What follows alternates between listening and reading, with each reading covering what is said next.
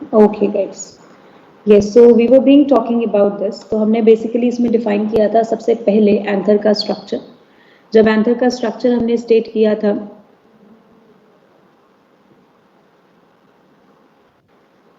Just a second.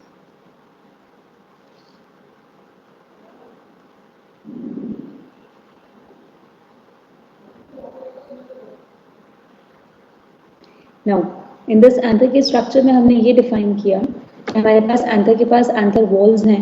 Anther wall के साथ साथ it is going to have the sporangium, उसके अंदर माइक्रोस्पोरेंजियम भी प्रेजेंट है, राइट. अब उसी माइक्रोस्पोरेंजियम में वी आर गोइंग टू से राइट कि हमारे पास स्पोरेंजियम जो सेल्स प्रेजेंट है, जिन्हें हम स्पोरोजेनस सेल्स कह रहे हैं, वही कुछ मैच्योर होकर माइक्रोस्पोर मदर सेल बनते हैं. माइक्रोस्पोर मदर सेल का हम माइक्रोस्पोरोजेनेसिस कराएंगे तो हमारे पास क्या बनेगा, माइक्रोस्पोर टेट्राड. माइक्रोस्पोर टेट्राड जो बना हमारे पास, उससे हमने लिबरेट करा दिए, माइक्रोस्पोर्स फ्री करा दिए.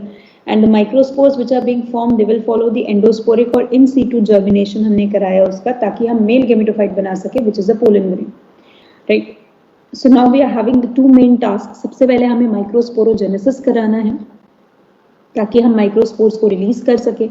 And the second task is that we have to go for the gametophyte formation ताकि हम पोलन ग्रेन को फॉर्म कर सकें.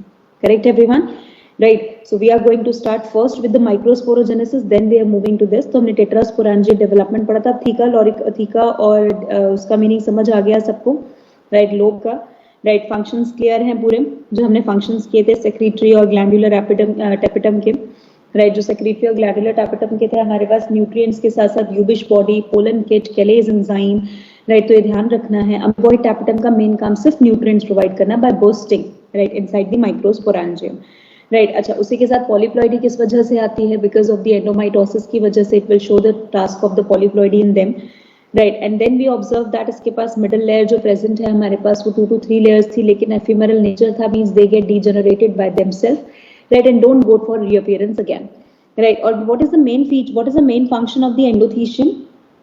एंडोथीशियम का मेन फंक्शन क्या था? dehiscence. Very good. Dehiscence. Right.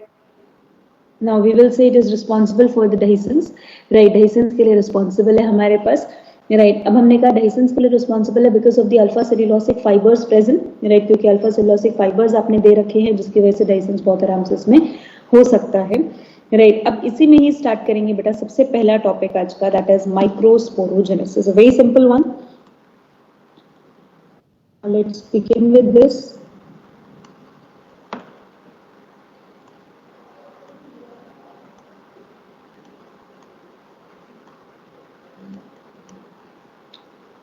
Microsporogenesis. अब माइक्रोस्पोरोजेनेसिस का मतलब formation of microspore, that is N, from microspore mother cell, that is 2N, by the process of meiosis. meiosis के process से, right, microspore mother cell से microspore बनना, which is called as microsporogenesis. अब इसमें हमने define किया किस तरीके से होता है प्रोसेस, तो ध्यान से इसके अंदर, this is the microspore mother cell as 2N having the deposition around it as the callose wall. अब सबसे पहले हमने जब मियोसिस कराया तो we go for meiosis 1. Meiosis 1 जब कराया बेटा तो कैरियोकाइनेसिस भी कराया और साइटोकाइनेसिस भी कराया, दोनों कराया, राइट. जब कैरियोकाइनेसिस साइटोकाइनेसिस दोनों करा दिए तो मेरे पास यहाँ पर इस तरीके से 2 सेल्स फॉर्म हो गए, लेकिन दोनों अभी भी किससे सराउंडेड हैं? They both are being surrounded by this particular callose wall, right. तो अब मैं इसको क्या कह दूं, can I name it as the microspore dyad, right. जिसमें अगर मियोसिस 1 अगर कराते हो तो क्या रहता है, N2C वैल्यू रहेगी इसकी, इस न्यूक्लियस की वैल्यू भी क्या रहेगी, N2C, एम आई राइट? क्योंकि मियोसिस 2 कराएंगे तभी तो आगे पूरा प्रोसेस कंप्लीट होगा ना. अब हमने जब मियोसिस 2 कराया तो मियोसिस 2 में भी कैरियोकाइनेसिस और साइटोकाइनेसिस, जब बस पॉइंट ये था मियोसिस 1 में साइटोकाइनेसिस अगर हॉरिजॉन्टल हो रहा है तो मियोसिस 2 में साइटोकाइनेसिस कैसे होगा, वर्टिकल होगा। तो अगर मैंने वर्टिकल डिवीजन करा दिया तो in short I am having, ये मेरे पास था,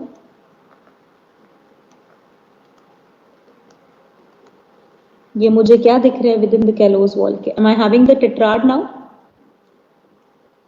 तो ये वापस से हमारे पास कैलोस वॉल, और ये हर एक की प्लॉइडी क्या हो गई, एनसी, named as microspore,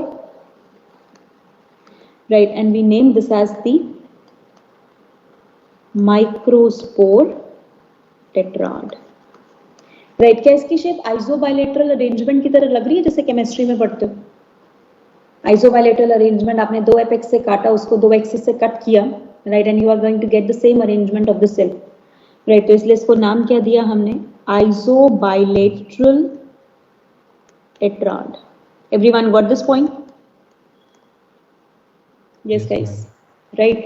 this is called, जब आप एक स्टेप बाय स्टेप कराते चले गए तो इसे हमने नाम दिया successive type of microsporogenesis. Successive type का मतलब एक के बाद एक, कैरियोकाइनेसिस के बाद साइटोकाइनेसिस, फिर कैरियोकाइनेसिस के बाद फिर साइटोकाइनेसिस, स्टेप बाय स्टेप हम करते चले गए, विच इज फाउंड इन, इसमें मिलेगा हमें मोनोकॉट्स।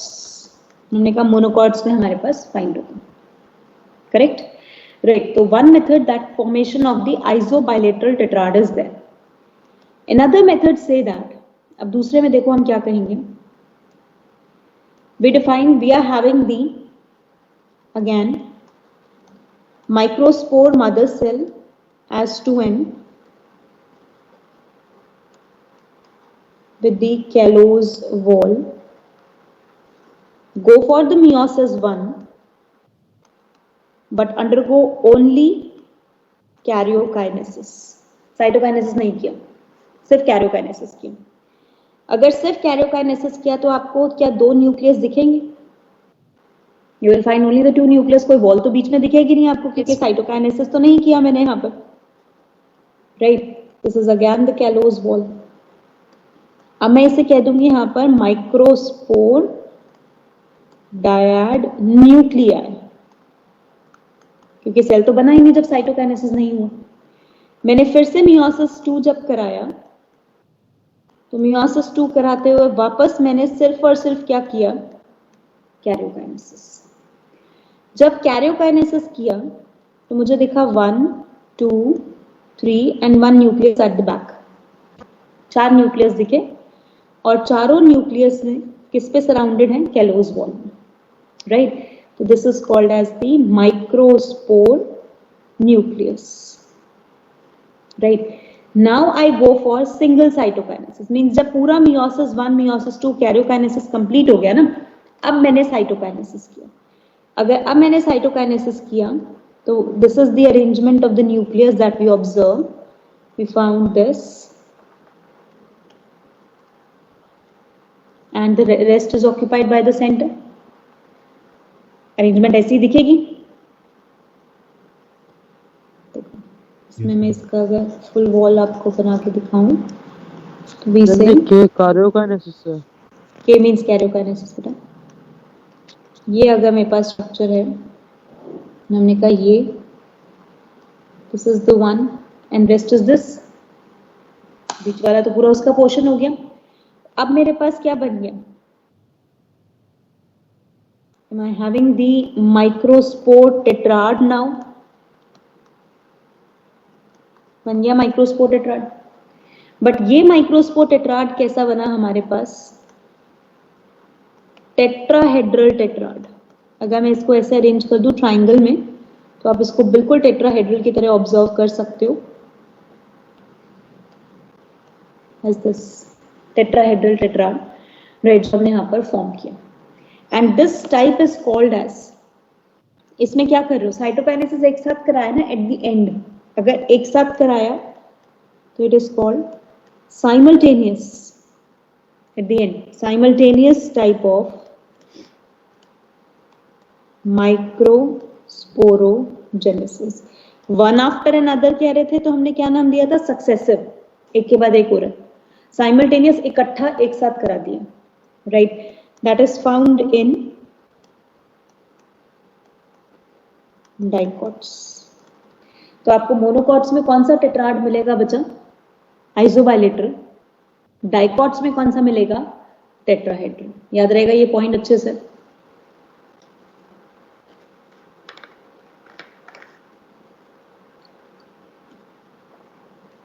सबसे डिफरेंस क्यों है? मतलब मैम टेट्राड जो बन रहे हैं शेप में, क्योंकि आपने मियोसिस अलग अलग कराया ना बेटा।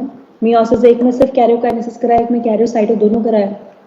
और उसका ही मतलब क्या रीजन है ऐसा क्यों डिफरेंट करा रहे हैं डाइकॉट और मोनोकॉट में? सेम क्यों करा रहे हैं? That's the type of the division happen. Meiosis के टाइप्स होते हैं, simultaneous and successive. So they are just the type of the division जो हर एक पर्टिकुलर में फॉलो होते हैं और हमें मिला। That's why we have this observation. Monocots और डाइकॉट्स में माइक्रोस्पोरोजेनेसिस में मियोसिस सेम टाइप में नहीं होता। एक में सक्सेसिव टाइप का मियोसिस है, एक में साइमल्टेनियस टाइप का मियोसिस है। Got this point everyone? Yes ma'am. Clear? Right. तो अब अगर मैं कहूं यहाँ पर मोस्ट एडवांस कौन सा होगा tetrad? What is the most advance type of tetrad?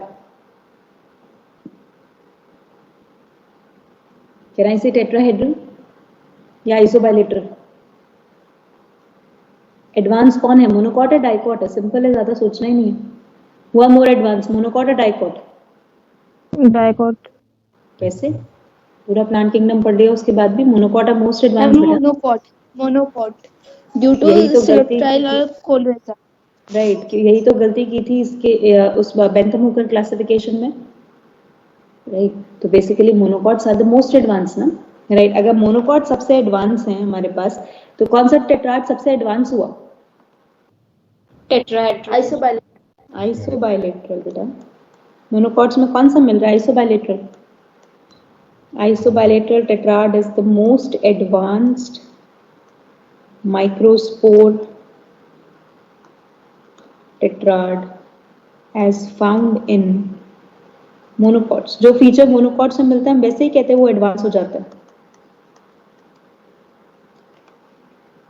Fine, right. तो अब हमें यहाँ पर ना 5 डिफरेंट शेप्स मिलती हैं। 5 different shapes of tetrad are visible, are found in angiosperm। Angiosperms में 5 डिफरेंट हमें शेप मिलती हैं टेट्राड की। Right, where tetrahedral tetrad is the most common. सबसे कॉमन कौन सा है? टेट्राहेड्रल। लेकिन जो सबसे एडवांस है वो कौन है हमारे पास? आइसोबाइलेटरल। राइट, तो isobilateral tetrad is the most advance and the most common is the tetrahedral. Right, 2 मैंने आपको शेप्स यहाँ पर पढ़ाई हैं, आइसोबाइलेटरल, टेट्राहेड्रल, जो आपके सिलेबस में है। Right, tetrahedral tetrad is the most common, right, because dicots are the most common, but most advanced which is being found in the monocots as the isobilateral tetrad. Got the point?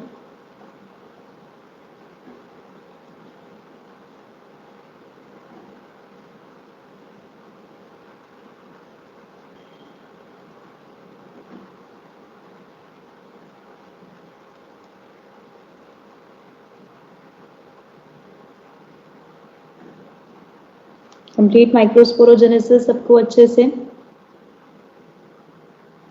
Yes ma'am. Right, so we say हमने यहाँ पर क्या लिया? Microspore mother cell has 2n।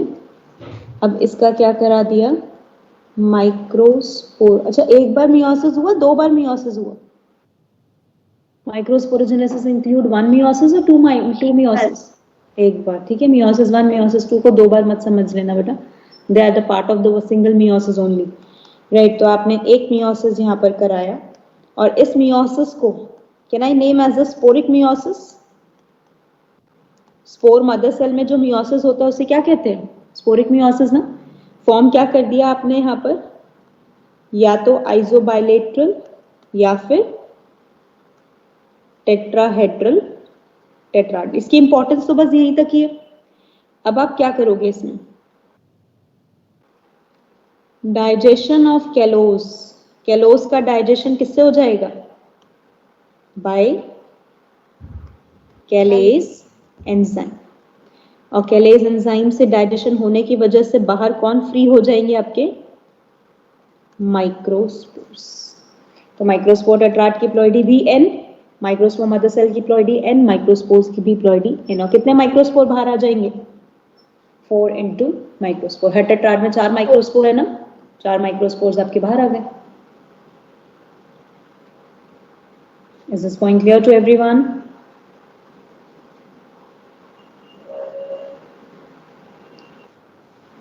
पूरा clear है सबको अच्छे से यहाँ तक का task?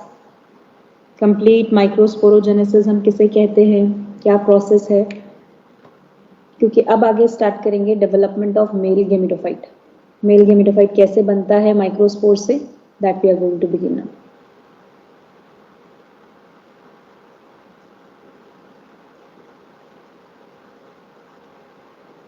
Right, okay everyone, start करें। Now this was the A part, this is the B part. Development of male gametophyte. And who is the male gametophyte? Male gametophyte is the pollen grain.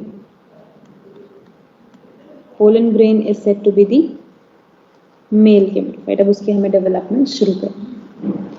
अब अगर हम mail gametophyte की बात करते हैं बच्चे, तो वी से माइक्रोस्पोर जो हैप्लॉइड है represents the first cell of gametophytic generation. अब माइक्रोस्पोर के बाद क्या शुरू होगा? गेमेटोफिटिक जनरेशन ही तो शुरू होने वाली है। तो it represent the first cell of gametophytic generation. पहला सेल रिप्रेजेंट करेंगे गेमेटोफिटिक जनरेशन का, क्योंकि अब आप इसको यूज करने वाले हो right in the male gametophyte development, right, and involved in development of male gametophyte as two-celled pollen grain। अब हमें two-celled pollen grain बनवाना है by endosporic, स्पोर के अंदर रह के ही, बाहर नहीं निकलना, और कॉल्ड इन सीटू क्योंकि इंटरनल है, और कॉल्ड प्रिकॉशियस जर्मिनेशन। जब बॉडी के अंदर ही हो रहा है तो हमने अलग अलग नाम दे दिए, precocious, endosporic, in situ germination, right. तो ऑलवेज रिमेंबर दिस पॉइंट हमेशा कि फर्स्ट सेल कौन रिप्रेजेंट करता है गेमेटोफिटिक जनरेशन का? माइक्रोस्पोर। माइक्रोस्पोर ही इन्वॉल्व होता है मेल गेमेटोफाइट बनाने के लिए। जहां मेल गेमेटोफाइट जो बनता है उसे आप टू सेल्ड पोलन ग्रेन का नाम देते हो, वो आप बनाते हो बाय एंडोस्पोरिक, इन सीटू या प्रिकॉशियस जर्मिनेशन के थ्रू। और वो कैसे होता है germination, that we are going to talk about now, right. यहां तक लाइन क्लियर है बच्चा? Fine, now see. हाँ जी बेटा। मैम गेमेटोफाइट मैम फ्री है? गेमेटोफाइट डिपेंडेंट है बच्चे, फ्री कैसे? फ्री होता तो बॉडी से डिटैच हो जाता ना। आपने बॉडी से डिटैच तो कराया ही नहीं, ठीक है, बॉडी के अंदर ही हो रहा है ना मेल बॉडी के। और ऑब्वियसली जिम्नो और एंजियोस्पर्म के अंदर का तो ये पॉइंट था, सीड हैबिट तभी आती है जब गेमेटोफाइट कैसा होगा हमारे पास, डिपेंडेंट होगा, रिड्यूस्ड होगा, राइट, और completely inside the mother body होगा। Yes ma'am, right, okay guys, so now see, this is being the microspore with us.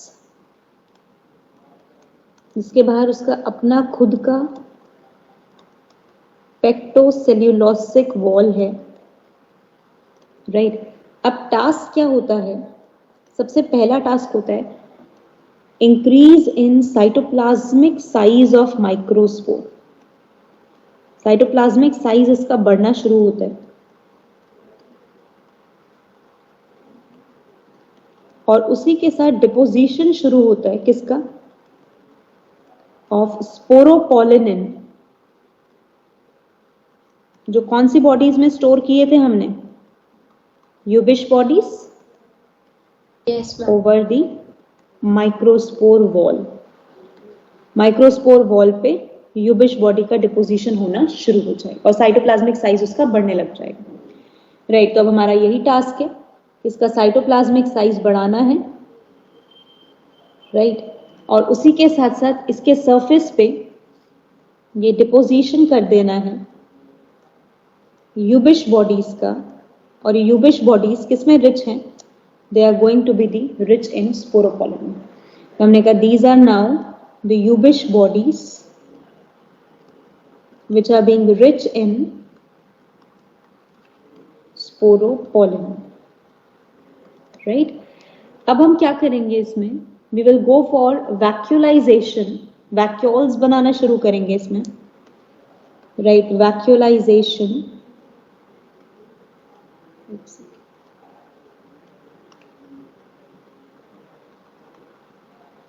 and shifting of or peripheral shifting of nucleus. Nucleus को कहां पर shift कर दिया? Periphery पे, क्योंकि vacuole जब centre पे बनना शुरू हो जाएगा तो न्यूक्लियस कहां चला जाएगा बेटा? पेरिफेरी पे। और उसी के साथ साथ डेवलपमेंट किसकी हो गई? Development of pollen wall, pollen wall बनने लग गई, विच इज कॉल्ड एज, जिसको हम नाम देते हैं स्पोरोडर्म। हम पोलन वॉल बनाना शुरू कर दिया हमने, जिसको हमने नाम क्या दे दिया? स्पोरोडर्म। मींस अब स्ट्रक्चर कैसा दिखा मुझे? देखो, this is the one, right.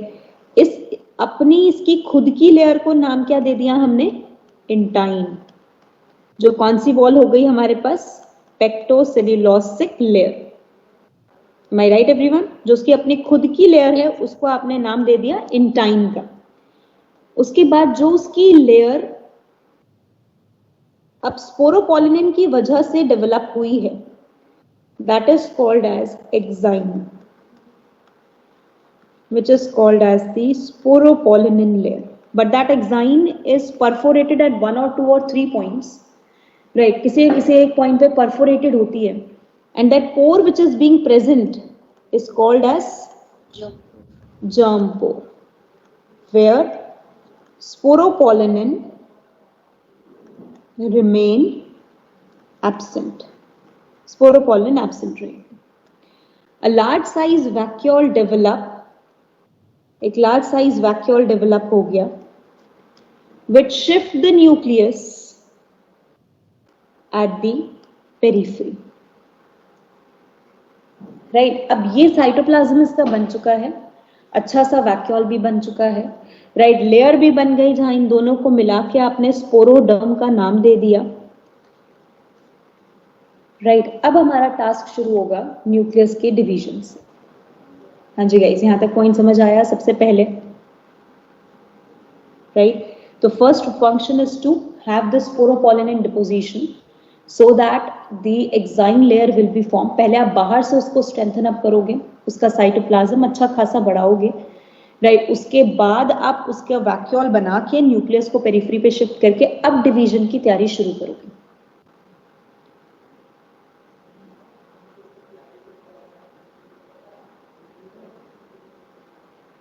Right, start करूं आगे?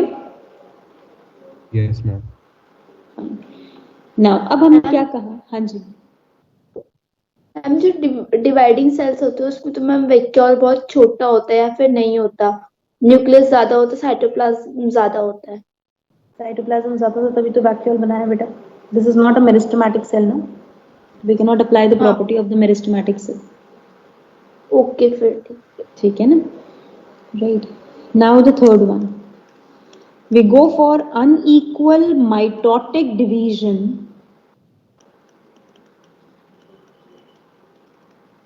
डिवीजन किया, जिसमें ओनली कैरियोकाइनेसिस कराया, सिर्फ और सिर्फ कैरियोकाइनेसिस कराया, राइट। और आप इसे कह सकते हो माइटोटिक न्यूक्लियर डिवीजन। जब आपने सिर्फ किसको डिवाइड किया बच्चा? न्यूक्लियस को, लेकिन अनइक्वल क्यों? क्योंकि जब पेरिफेरी पे प्रेजेंट था ना, उसे प्रॉपर स्पेस नहीं मिलता, और अगर प्रॉपर स्पेस नहीं मिलता तो वो अनइक्वली डिवाइड कर जाता है, राइट। अब जब अनइक्वली डिवाइड कर गया है तो ये मेरे पास microspore, right, because of the division vacuole split हो गया, तो वैक्यूल स्प्लिट इनटू 2। एक न्यूक्लियस मेरे पास बड़े साइज का बना और एक न्यूक्लियस मेरे पास छोटे साइज का बना, small size nucleus, right। And the small size nucleus, right, one nucleus be of the small size in nature, अभी इसको ऐसे बनाते हैं, इसकी शेप बनाते हैं, and one nucleus is of the bigger size. जो बड़े साइज का बना उसे नाम क्या दे दिया?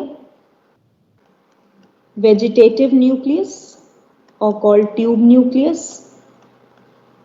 और जो छोटे साइज का बना उसे नाम क्या दे दिया? Generative nucleus, right. रेस्ट पूरा हमारे पास डायग्राम वैसे ही, outer one exine,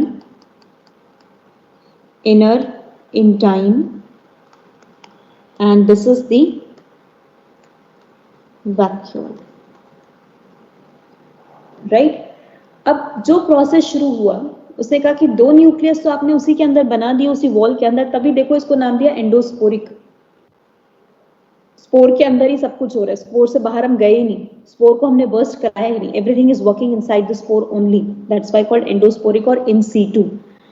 अब प्रोसेस शुरू किया साइटोकाइनेसिस का।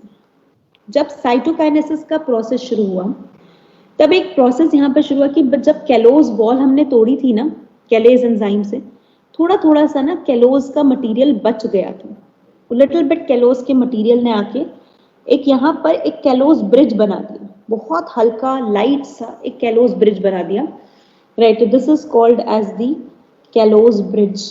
और ये कैलोज कहाँ से आया कि तब कैलेज एंजाइम ने कैलोज को ब्रेक किया था, छोटे छोटे कैलोज के डिपॉजिट्स बच गए थे, वो अंदर जाके उन्होंने एक तरीके से ब्रिज बना लिया। क्या इस ब्रिज की वजह से ऐसा लग रहा है कि साइटोप्लाज्म डिवाइड हो गया, कि इतना साइटोप्लाज्म किसको मिलेगा? दिस वन, जनरेटिव सेल को, बाकी का बचा हुआ साइटोप्लाज्म किसका हो गया? वेजिटेटिव न्यूक्लियस का। M I right? Yes guys, यहां तक का पॉइंट क्लियर हुआ सबसे पहले? ठीक है। अगर ये प्रोसेस हमारे पास चलता है और अगर हम साइटोकाइनेसिस कराते हैं तो अब cytokinesis wall formation generative cell के अराउंड होती है। Wall formation occur around generative cell. Generative cell के अराउंड क्यों? कम साइटोप्लाज्म किसके पास गया? जनरेटिव के पास या वेजिटेटिव के पास? जनरेटिव। जनरेटिव के पास। अगर जनरेटिव के पास कम गया और जनरेटिव न्यूक्लियस के अराउंड आपने वॉल बना दी तो क्या बचा हुआ सारा स्पेस वेजिटेटिव का हो गया? अगर मैंने जनरेटिव न्यूक्लियस के अराउंड वॉल बना दी और उसको एक सेपरेट एंटिटी बता दिया तो बाकी का बचा हुआ सारा कंटेंट किसने ओवरटेक कर लिया? वेजिटेटिव न्यूक्लियस ने।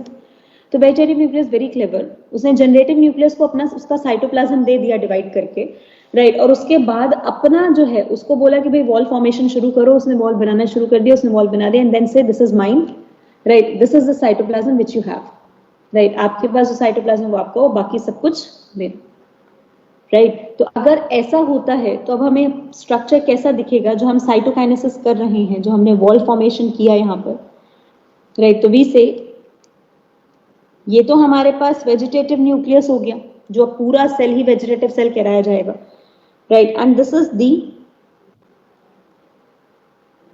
Generative cell. ये बन गया हमारे पास जनरेटिव सेल, राइट। कौन सी शेप है? Is it going to be the spindle shape? और उसके अंदर ये न्यूक्लियस कौन सा हो गया? Generative nucleus. एंड ये न्यूक्लियस कौन सा है हमारे पास?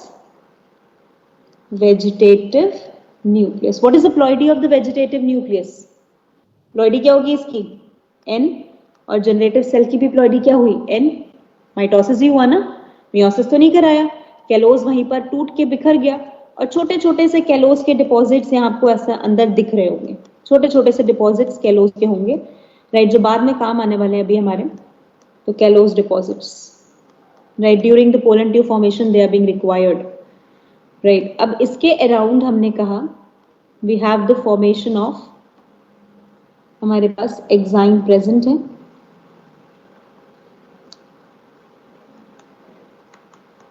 यह हमारे पास ये हो गई intine, this is the germ pore and this is the vacuole. Right, now can I say this structure as two-celled male gametophyte? two-celled कह दूं? एक कौन सा सेल हो गया? वेजिटेटिव सेल एक कौन सा सेल हो गया? Generative cell, right. The two celled male gametophyte called as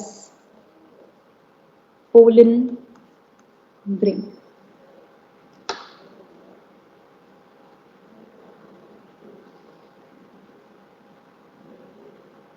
understood चलिए अब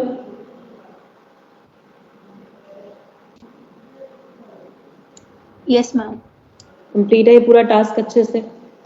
एक एक स्टेप किस किस तरीके से हमने बनाया, कैसे हमने फॉर्मेशन की है, राइट. अब पहले इसी की डिटेलिंग पढ़ लेते हैं कि क्या होता है ये male gametophyte pollen grain complete structure. तो we will talk about first of all the parts of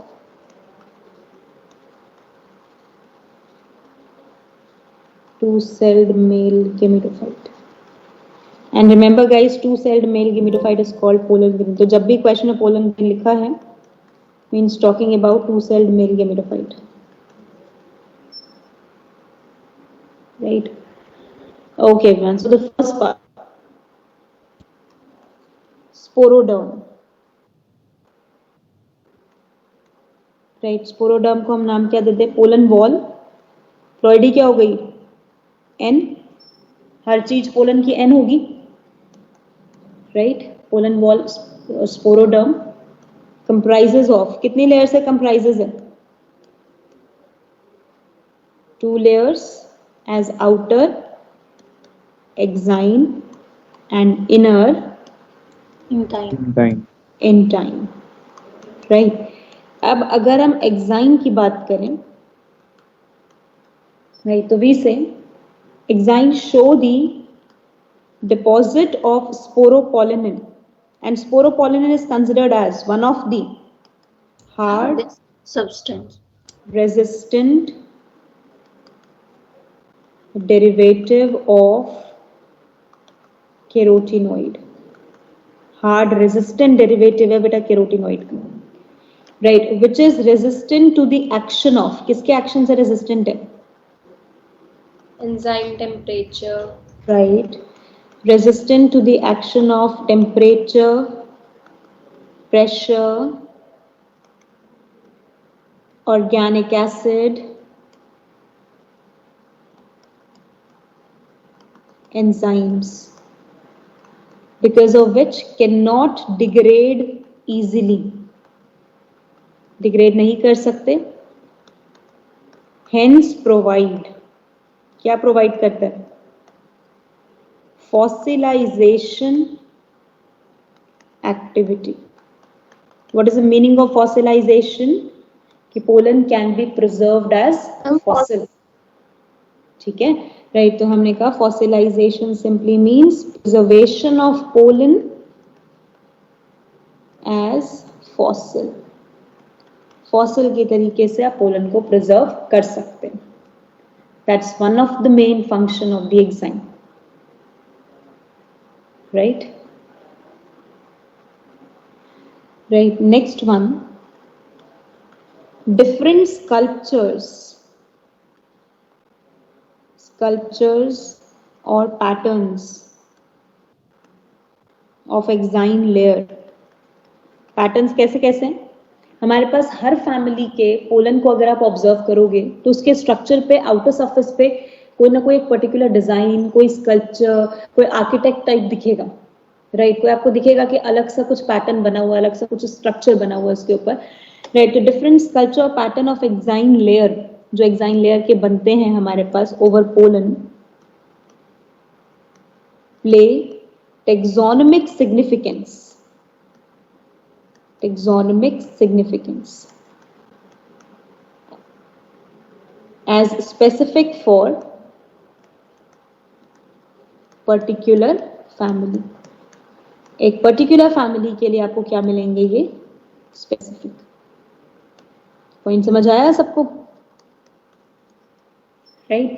तो अब हम कहते हैं ना एक्साइन में ना एक्चुअली 3 लेयर होती है, टेक्टम, बैक्यूलम, राइट, और उसी के साथ साथ आपका इंडेक्साइन. जो टेक्टम और बैक्यूलम लेयर होती है ना, वो रिस्पॉन्सिबल होती है स्कल्पचरिंग करने के लिए, डिफरेंट पैटर्न्स देने के. स्कल्पचरिंग का मतलब समझ आता है? जैसे आप हिंदी में जैसे नक्काशी कहते हैं, जैसे जो मॉन्यूमेंट्स के दिखती है ना, अलग अलग मॉन्यूमेंट्स पे अलग अलग पोर्ट्रेट्स बने होते हैं, राइट। तो वैसे हम कहते हैं उस पर अलग अलग स्ट्रक्चर्स बने होते हैं, अलग अलग पैटर्न्स बने होते हैं, कलर पैटर्न अलग होना या फिर कुछ स्कल्पचरिंग होना उसके सरफेस पे, राइट। तो वो हमारे पास क्या शो करता है कि फेबेसी का पोलन है तो इस पे आपको ऐसा मिलेगा। तो लेट अस सपोज आपको कभी कोई एक्सकवेशन करते टाइम, कभी कोई केव का एक्सकवेशन करते टाइम आपको कोई पोलन मिला, क्योंकि वो तो फॉसिल हो सकते हैं।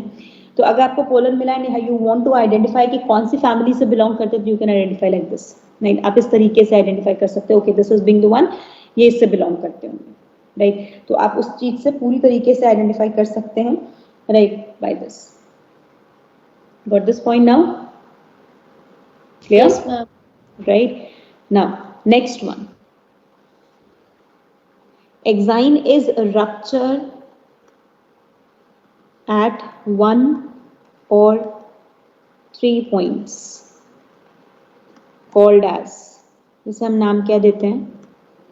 germ pore. किसके लिए? To facilitate, क्या करने के लिए? Pollen tube formation, germination. अब पोलन ट्यूब जब बनती है, जर्मिनेशन नहीं फॉर्मेशन बेटा, पोलन ट्यूब जब बनती है वो इंटाइन की बनती है। अगर पोलन ट्यूब इंटाइन की बन रही है तो इंटाइन बाहर कैसे आएगा, क्योंकि एक्साइन तो इतना ज्यादा हार्ड है, उसको तोड़ कोई सकता नहीं है। तो अगर मुझे यहाँ पर उसको बाहर निकालना है तो थोड़े पॉइंट पे मुझे स्पोरोपोलिन एब्सेंट करना पड़ेगा। उसी पॉइंट से, उस पॉइंट को हम नाम देते हैं जर्म पोर, जो जनरली हमारे पास मोनोकॉल्पेट इन मोनोकॉट्स पोलन। मोनोकॉल्पेट का मतलब क्या हो गया? Single germ pore. Mono mean single, colp means pore, तो single germ pore present called monocolpate. अगर 3 है तो कॉल्ड एज ट्राइकॉल्पेट। किसके अंदर? डाइकॉट्स। ये जनरल इंफॉर्मेशन है बेटा, right. 3 germ pores on a single pollen in the dicot, single germ pore on a single pollen in the case of the monocots, right? ध्यान रहेगा पॉइंट अच्छे से। एक्साइन के बारे में क्लियर हुआ?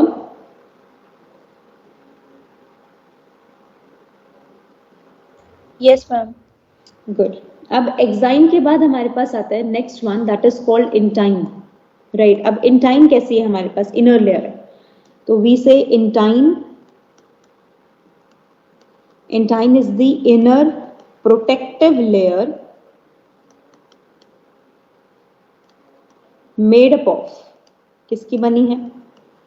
Pectin and cellulose, right. Responsible किसके लिए है?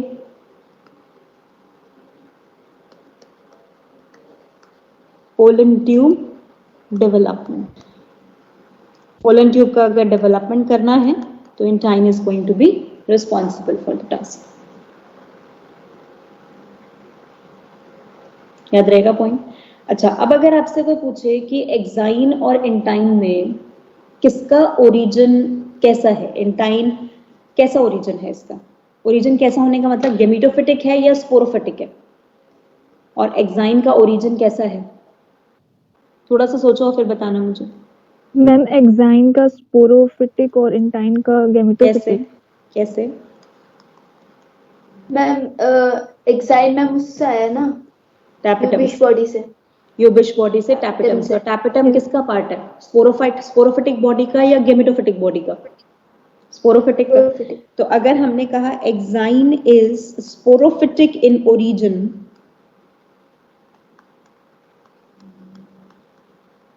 while intine is gametophytic in origin.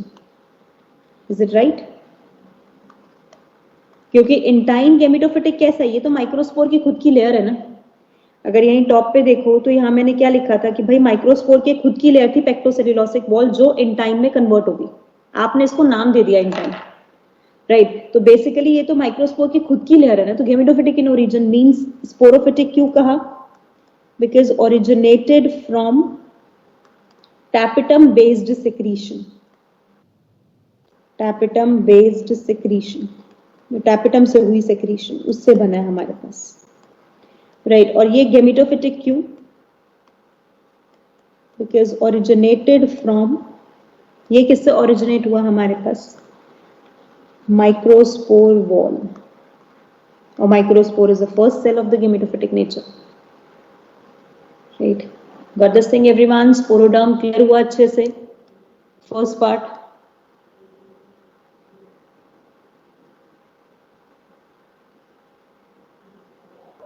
Ma'am हाँ जी.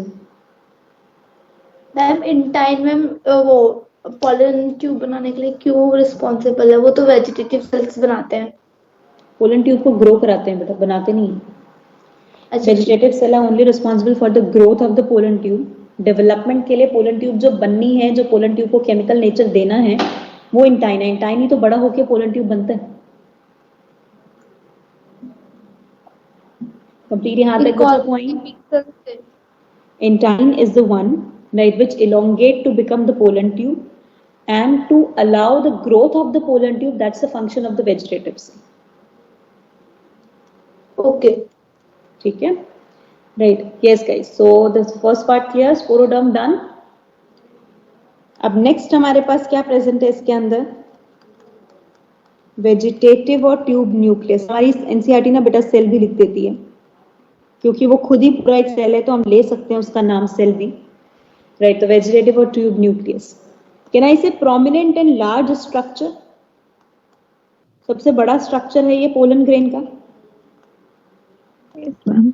Structure in pollen grain. Right, responsible for. अब इसे वेजिटेटिव क्यों कहा? क्योंकि गैमीट बनाने में रिस्पॉन्सिबल नहीं है. It's not at all responsible for the formation of the gamete. Right, it is going to be responsible for, हम कहेंगे ये किसके लिए responsible है, तो we say it is responsible for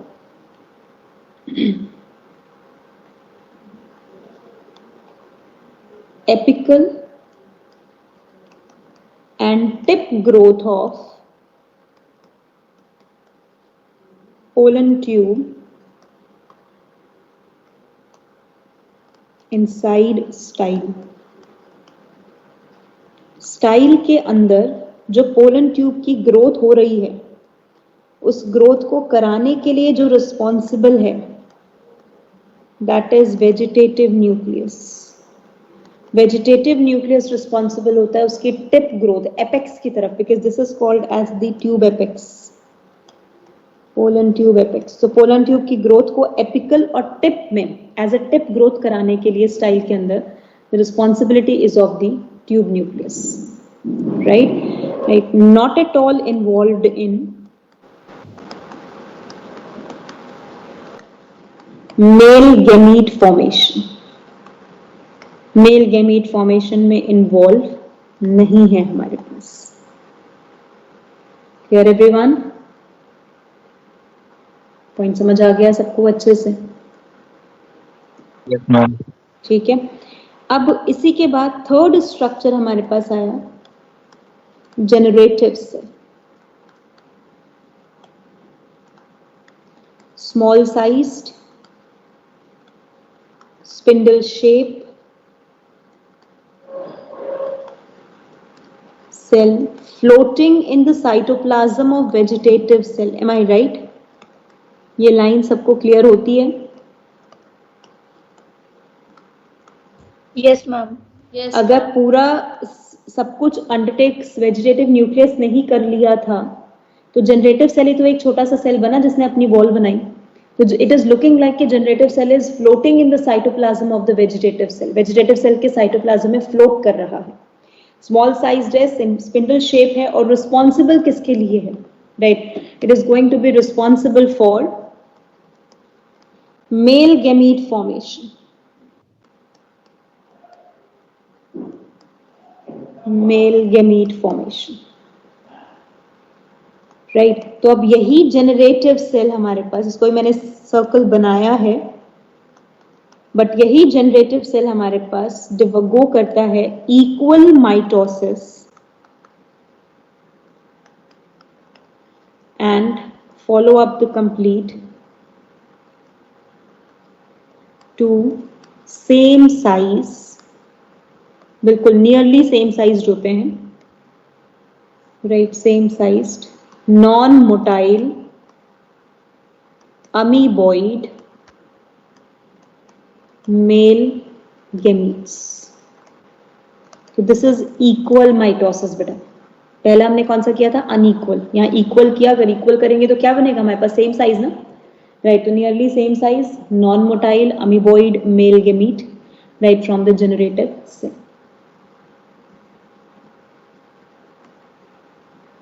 Got the point?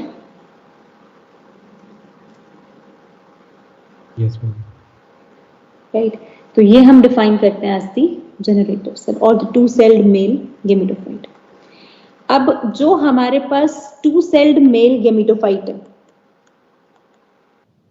To celled male gametophyte, it is not a mature pollen grain ना, mature pollen grain तो नहीं है, लेकिन अब मुझे एक लाइन बताओ, two celled male gametophyte development occur in all angiosperms in vivo, it is true और false? Two celled male gametophyte occur in Vivo in all angiosperms, क्या सभी एंजियोस्पर्म्स के अंदर टू सेल्ड मेल गेमिटोफाइट की development in vivo होती है? In vivo का मतलब समझ आता है, inside the body, inside the body. Yes, हर एक ma'am. में टू सेल तो अंदर ही बनेगा ना, राइट? Yes, तो to celled male gametophyte development occur in Vivo in all the angiosperm, her angiosperm के अंदर ये डेवलपमेंट हमारे पास इन वीवो होता है 100%। ऑल एंजियोस्पर्म का मतलब 100%, जो भी आपका फर्टिलाइजेशन कर सकते हैं उसमें टू सेल तो बनेगा ही बनेगा, मतलब एक ऐसा मेल गेमिटोफाइट जिसके पास वेजिटेटिव सेल और जनरेटिव सेल है वो तो बनेगा ही बनेगा। Clear everyone? अब टास्क आता है डेवलपमेंट ऑफ मैच्योर। हाँ जी बेटा। मैम लेकिन जैसे ये तो 100% एंजियोस्पर्म में होगा ही होगा, ये दोनों सेल होंगे, लेकिन ये जो है ना, ये जो हमारे पास जनरेटिव सेल फिर जो फर्दर डिवाइड होगा वो तो सिर्फ मतलब कुछ में ही होंगे ना, सब में तो होंगे नहीं सारे एंजियोस्पर्म में। सभी एंजियोस्पर्म में होगा लेकिन सब में इंटरनल नहीं होगा, ठीक है? ये जो जनरेटिव सेल डिवाइड करेगा, हाँ, जनरेटिव सेल हर एक में डिवाइड करेगा क्योंकि मेल गेमीट तो हर एक में बनना है ना, राइट? लेकिन वो हमारे पास mature male gametophyte, mature male gametophyte का मतलब क्या हो गया, थ्री सेल्ड मेल गेमिटोफाइट। अब थ्री सेल्ड मेल गेमिटोफाइट जो आपने बनाना है, राइट, जो थ्री सेल्ड मेल गेमिटोफाइट की डेवलपमेंट करनी है, राइट, टू सेल से, वो डेवलपमेंट अब आप कैसे करोगे, that we have to see for, वो अब हमें देखना है कि how we are going to develop the three cell. तो अब सबसे पहला पॉइंट ये समझना है, माइक्रोस्पोरोजेनेसिस हर एक के अंदर हो रहा है, माइक्रोस्पोरोजेनेसिस से टू सेल्ड मेल गेमिटोफाइट हर एक की बॉडी में बन रहा है, नो डाउट इन दैट, कोई डाउट नहीं है उसमें। अब टास्क ये है कि टू सेल्ड से आप मैच्योर मेल गेमिटोफाइट कब बनाओगे, और मैच्योर मेल गेमिटोफाइट का मतलब होता है वो जिसमें मेल गेमीट आपको दिखेगा, जिसमें आप मेल गेमीट को देख पाओगे, जो मेल गेमीट को कैरी एक्चुअल में कर रहा है, उसे आप मैच्योर मेल गेमिटोफाइट कहते हो। तो मैच्योर मेल गेमिटोफाइट की डेवलपमेंट आप किसमें करोगे, राइट, और कैसे करोगे? तो अब हमने कहा, राइट, सबको समझ आई कंडीशन सबसे पहले बेटा? Everyone clear? Now we say in 60% of angiosperms, 60% angiosperms के अंदर क्या होता है, अब वो कंडीशन ध्यान से, और 40% ऑफ एंजियोस्पर्म्स में क्या होता है वो कंडीशन ध्यान से। दोनों कंडीशंस पूरे प्रोसेस के हिसाब से समझाऊंगी, ध्यान से इसको क्लियर करना है। 60% ऑफ एंजियोस्पर्म में जो हम कंडीशन लेके चलते हैं वो कैसे चलती है? हमने लिया माइक्रोस्पोर मदर सेल, आपने कराया microsporogenesis, we form the microspores, microspores से आपने बना दिया two celled male gametophyte by mitosis. अब जब टू सेल्ड मेल गेमिटोफाइट आपने माइटोसिस से बना दिया, अब आपने इसका रिलीज कर दिया, release of pollen at two celled stage after anther dehiscence. Anther ने डिहाइस किया और ये रिलीज हो गया, right? This two celled pollen now land on the stigma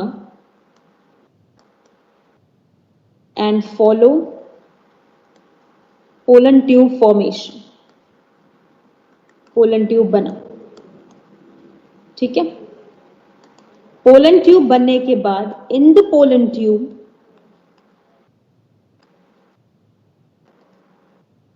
generative cell divide by mitosis and form male gamete।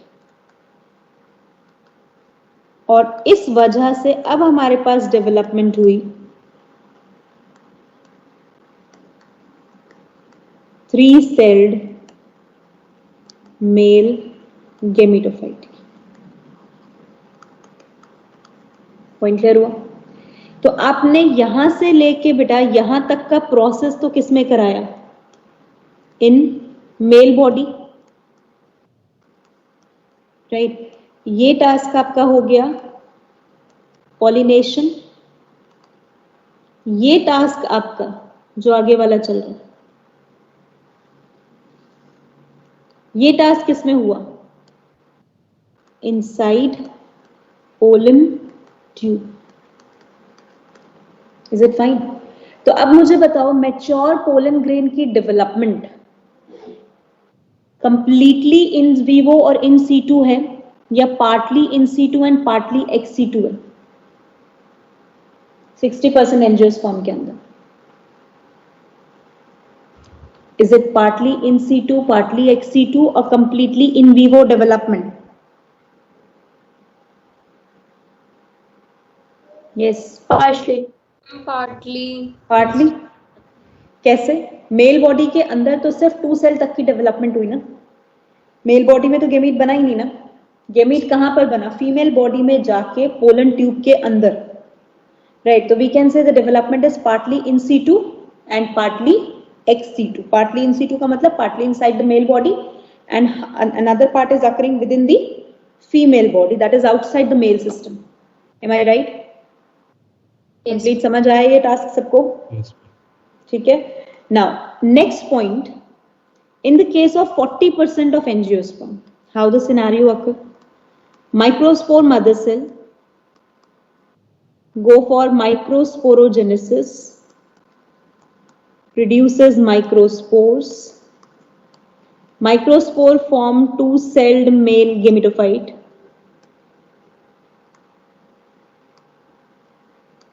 By mitosis, 2-celled male gametophyte again follow mitosis of generative cell and become 3-celled male gametophyte, which is the mature pollen.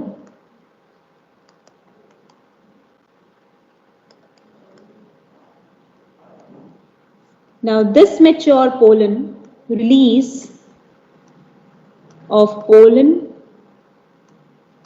at 3-celled stage after anther-dehiscence.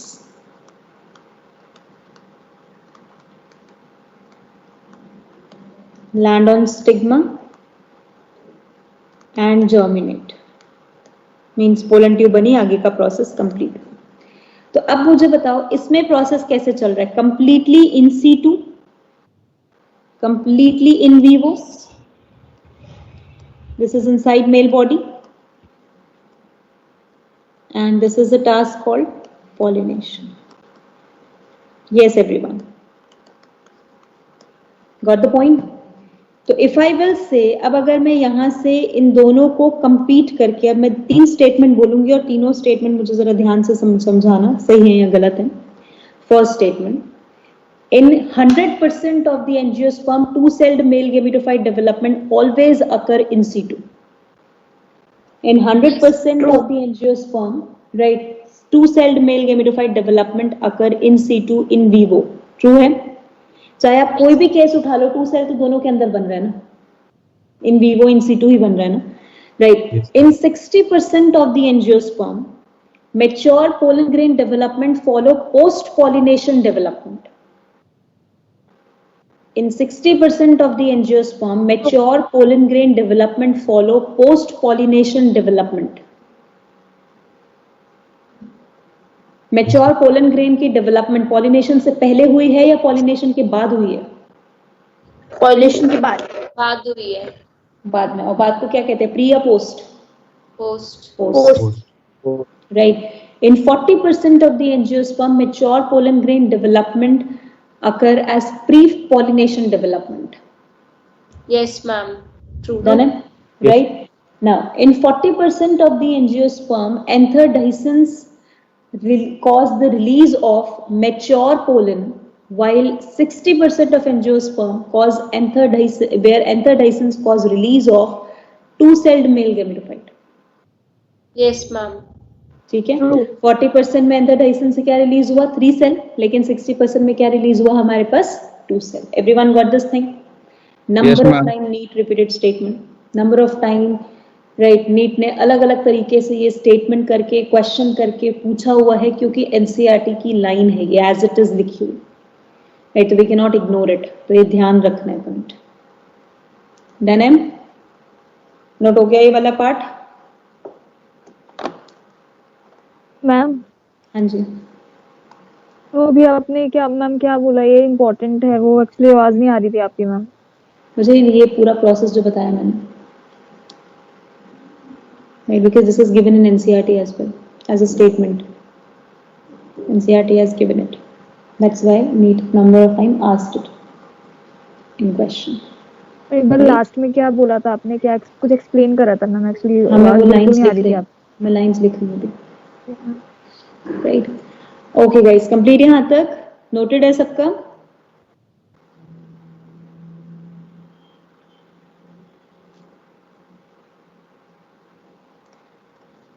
Right, so we say in 60% of angiosperms,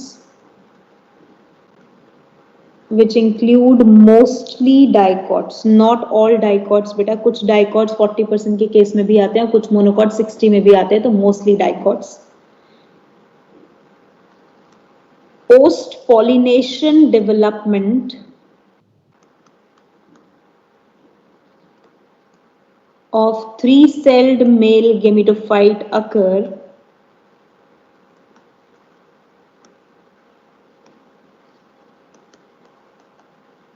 as anther dehiscence cause release of two-celled male gametophyte. Correct? Line clear बेटा? दोनों statement सबको अच्छे से? Hence follow partly ex-situ and partly in situ development of, partially नहीं है बेटा, partly, कुछ part, right, development of 3-celled or mature male gametophyte. Everyone clear with the statement? Yes guys, done है बच्चा? ये statement लास्ट में कह रही थी, right? Now next one, 40% of angiosperms, majorly monocots,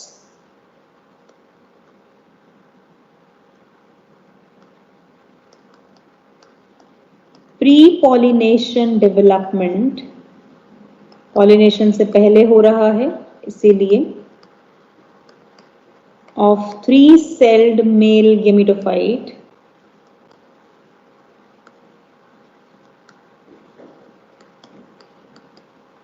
occur as anther dehiscence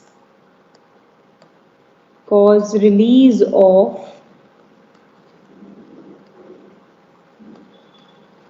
3-celled male gametophyte. Hence follow completely in situ. In situ means inside only, or in vivo. In vivo का मतलब within the organism, in vitro का मतलब within lab, ठीक है? In vivo, ध्यान रखना in vitro नहीं है यहाँ पर। डेवलपमेंट ऑफ 3 सेल्ड और मैच्योर मेल गेमिटोफाइट। मैम हाँ जी, मैम आपने मोस्टली डाइकोट्स क्यों लिखा, ये वाला दोबारा बता दो। फाउंड होता है ना उनके अंदर। Majority of dicots belong to the 60% case only, they follow the development like this. आप वो जो कह रहे थे कि कुछ ऑल मोनोकॉट्स नहीं 40% में भी होते, आते ऑल हैं। नहीं होते, ऑल वाला सिनेरियो आप नहीं लिखोगे, ठीक है? ऑल वाला अच्छा केस मैम, आपको, ऑल नहीं लिख सकते, मोस्टली लिख सकते हैं। हाँ मोस्टली ही लिख सकते हैं, ऑल कभी नहीं लिख सकते।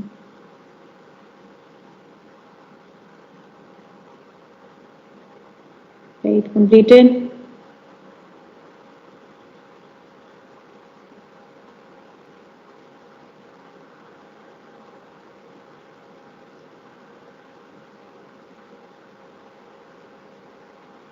Any doubts still here, bacha?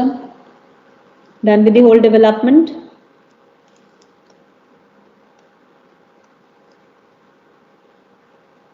Right. So if we will say divisions involve to form male gamete. Male gamete बनाने के लिए हमें कितनी डिविजन्स करनी पड़ी? सोचो, जब माइक्रोस्पोर मदर सेल से किया होगा तो how many divisions you can go for? कितनी डिविजन्स करी होंगी ताकि मेल गैमीट बन जाए? माइक्रोस्पोर मदर सेल से सबसे पहले क्या किया होगा? मियोसिस, माइटोसिस, ताकि क्या बन सके? माइक्रोस्पोर्स। माइक्रोस्पोर से सबसे पहला माइटोसिस कराया होगा ताकि क्या बना सको? 2 सेल्ड मेल गेमिटोफाइट। और फिर 2 सेल्ड मेल गेमिटोफाइट में कौन सा कराया होगा? सेकेंड माइटोसिस, ताकि क्या बना सको? 3 सेल्ड मेल गेमिटोफाइट। राइट, जहां 3 सेल में हमें क्या दिखेगा? We have the outer cover exine, inner intine, then we are having a large cell called a vegetative cell, and the 2 small and the same shape amoeboid male gametes। तो male gamete बनाने के लिए कितने division चाहिए हमें? 1 meiosis and 2 mitosis, right?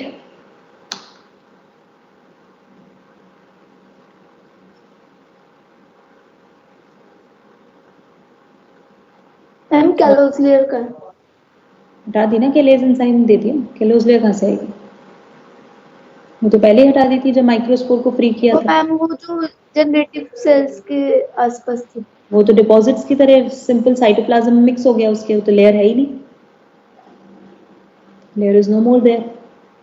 Layer को तोड़ के ही तो डिपॉजिट्स बना दिए थे।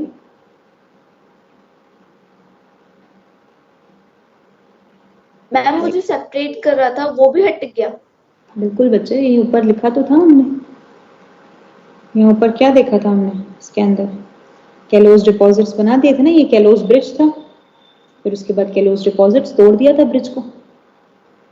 ब्रिज तब तक के लिए था ना जब तक सेल बन सके, सेल बन गया तो ब्रिज का एग्जिस्टेंस ही नहीं है। अच्छा मैम, इसके बाद सेल बन गया, ठीक ठीक है। यस एवरीवन, कंप्लीटेड यहाँ तक टास्क बचा? क्या हो गया, इतना सन्नाटा क्यों हो गया? Yes, ma'am. ये सब चीजें तो बच्चों को याद होती हैं। ये तो सेक्सुअल रिप्रोडक्शन फ्लावरिंग प्लांट क्योंकि सेकंड चैप्टर होता है 12th का, और बोर्ड्स की वजह से अच्छे से पढ़ते भी हो।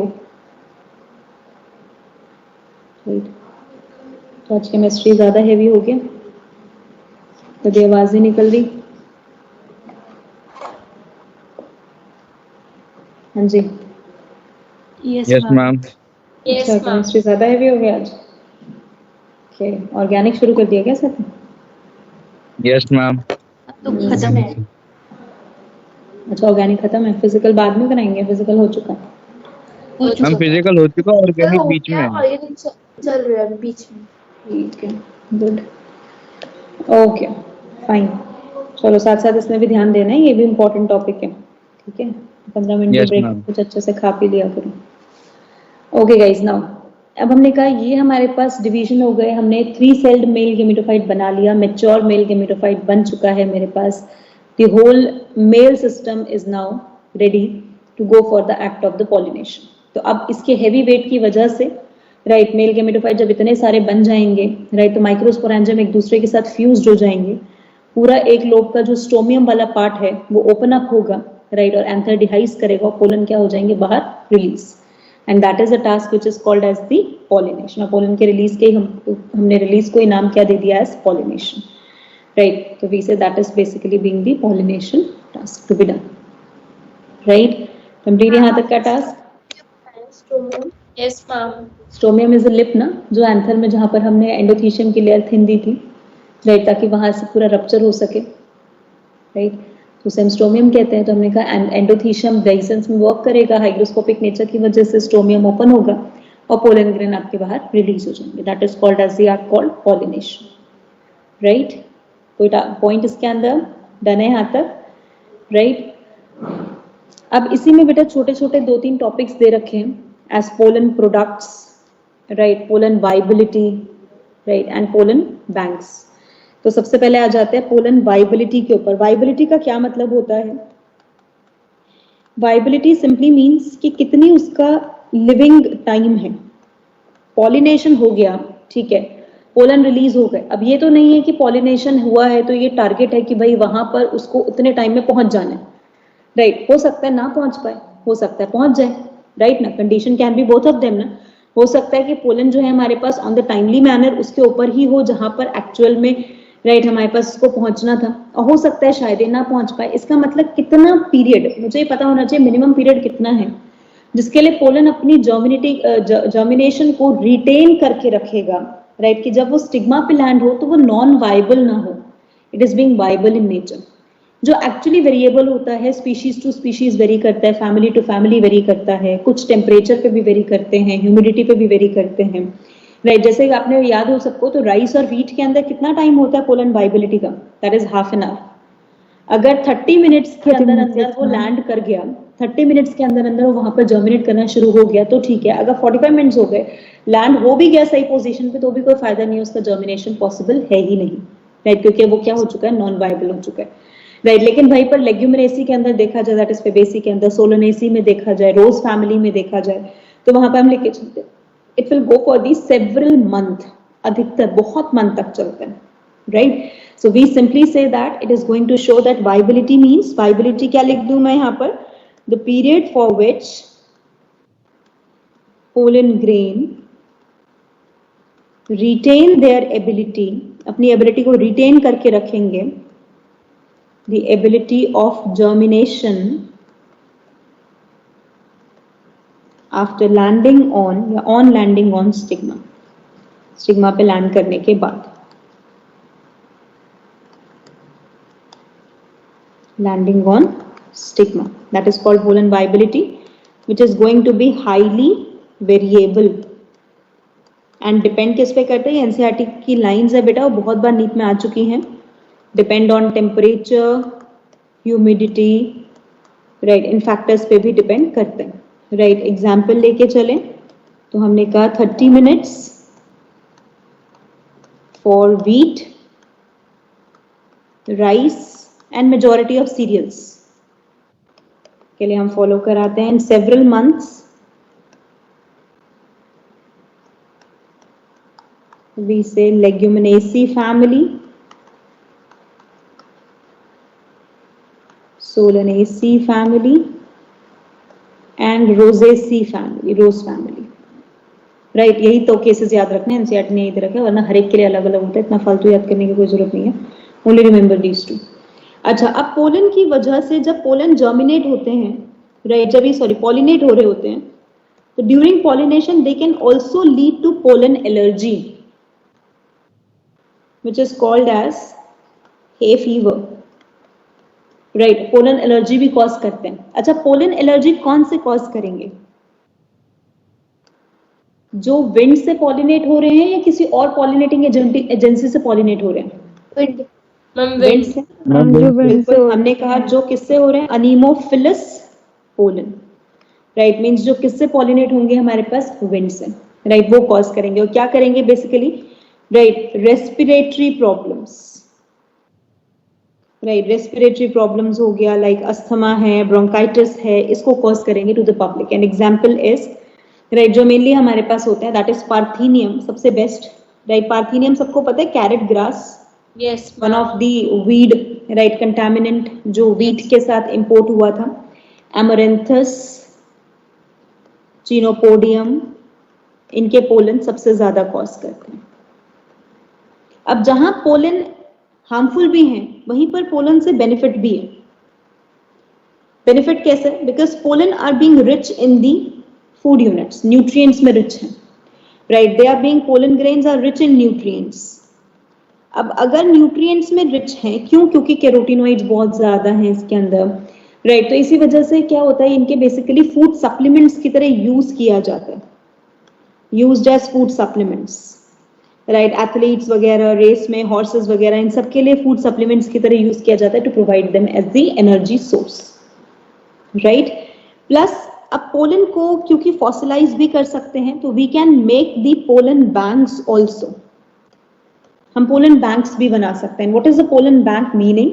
पोलन बैंक सिंपली मीन्स जब आप क्या कर रहे हो, क्रायो प्रिजर्वेशन कर रहे हो, right, a method of XC2 conservation, एक XC2 कंजर्वेशन का मेथड है, right, involving cryo preservation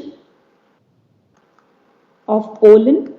pollen का आपने क्रायो प्रिजर्वेशन किया, राइट, तो हमने कहा cryopreservation of pollen at -196 degree Celsius in nitrogen. Liquid nitrogen. Ma'am liquid nitrogen क्यों लेते हैं? क्योंकि it's the one medium which do not get degraded at this temperature. अगर मीडियम में डिग्रेड नहीं होगा तो उसके अंदर जो भी आप डाल रहे हो वो सोल्यूबलाइज रहेगा और उसके अंदर नेटिव रहेगा, इनर्ट रहेगा, डिग्रेड नहीं होगा। फाइन, तो जो प्लांट्स हमारे पास कॉमर्शियल इंपॉर्टेंस के हैं, जो प्लांट्स हमारे पास एंडेंजर्ड हैं, उनके हम पोलन को रिजर्व कर लेते हैं, XC2 कंजर्वेशन कर देते हैं, उनका प्रिजर्वेशन कर लेते हैं, राइट, पोलन का -196 degree Celsius in the liquid nitrogen. Got this point? Right, clear with the mail system, everyone? Task complete है यहाँ तक का अच्छे से? Yes, ma'am. मैम पार्थेनियम हाँ जी, क्या बेटा? मैम ऊपर आपने जो एक पॉलिनेशन एक वाला एक बताया मिनट, एक था, मिनट, एक मिनट, एक मिनट, क्या? कांग्रेस ग्रास भी पार्थेनियम को कहते हैं। हाँ हाँ हाँ, carrot grass and Congress grass. हाँ, क्या कह रहे हो उसके बाद? सुनो, मैम ऊपर जो आपने एक वो पॉलिनेशन वाला बताया था पॉइंट, वो एक बार रिपीट कर सकते हो? कौन सा पॉइंट? पॉलिनेशन वाला कौन सा? वाइबिलिटी वाला? ऊपर वाइबिलिटी से ऊपर वाला एक पॉइंट बताया था आपने, पॉलिनेशन की डेफिनेशन बताई थी मैम, नीचे नीचे नीचे डिवीजन, हाँ यहीं पे बताया था आपने। ये यही था ना कि पॉलिनेशन जब आपका हुआ, मींस अगर पोलन लैंड भी कर गया पॉलिनेशन के बाद, राइट, तो आपको देखना है कि वो जर्मिनेट कर भी सकता है, नहीं कर सकता, राइट। तो पॉलिनेशन अगर आप करा रहे हो, राइट, ऑफ पॉलिनेशन होने का ये मतलब नहीं है कि इट इज बीइंग गारंटिंग कि हाँ ठीक है फर्टिलाइजेशन हो जाएगा, उसके बाद भी बहुत सारे फैक्टर्स डिटर्मिनेंट होते हैं। तो one factor is the pollen viability, कि पॉलिनेट हो गया, वो लैंड भी कर गया, लेकिन उसके बाद भी वो जर्मिनेट नहीं कर पा रहा, right. So that can be the task, ठीक है? ओके ओके, वन कंप्लीट है यहाँ तक?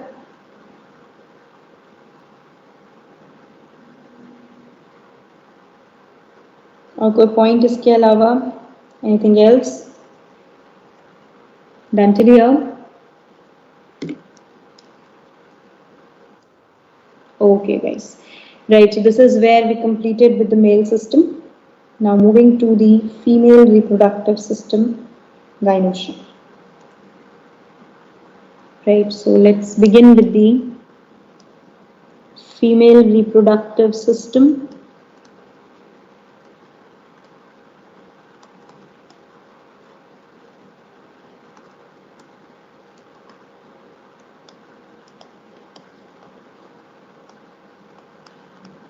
gynoecium. Can I say gynoecium as a female cone, which is Yes, being ma'am. defined as the collection of pistil, or we can say carpel, right, which are being called megasporophyll, right.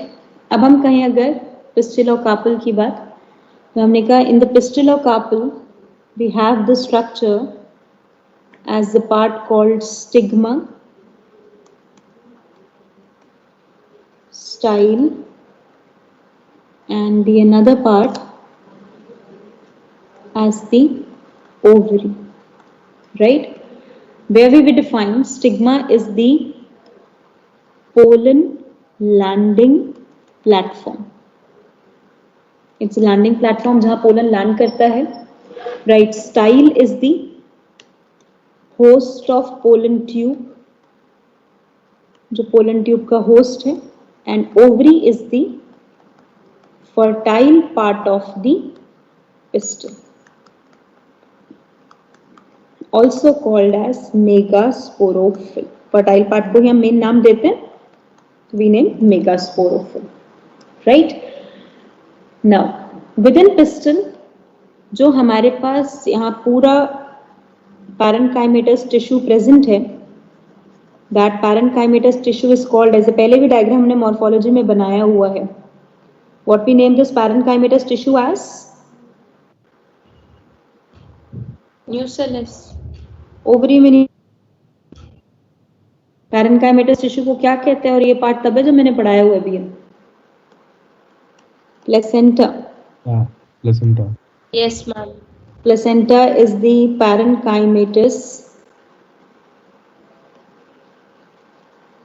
nerve tissue.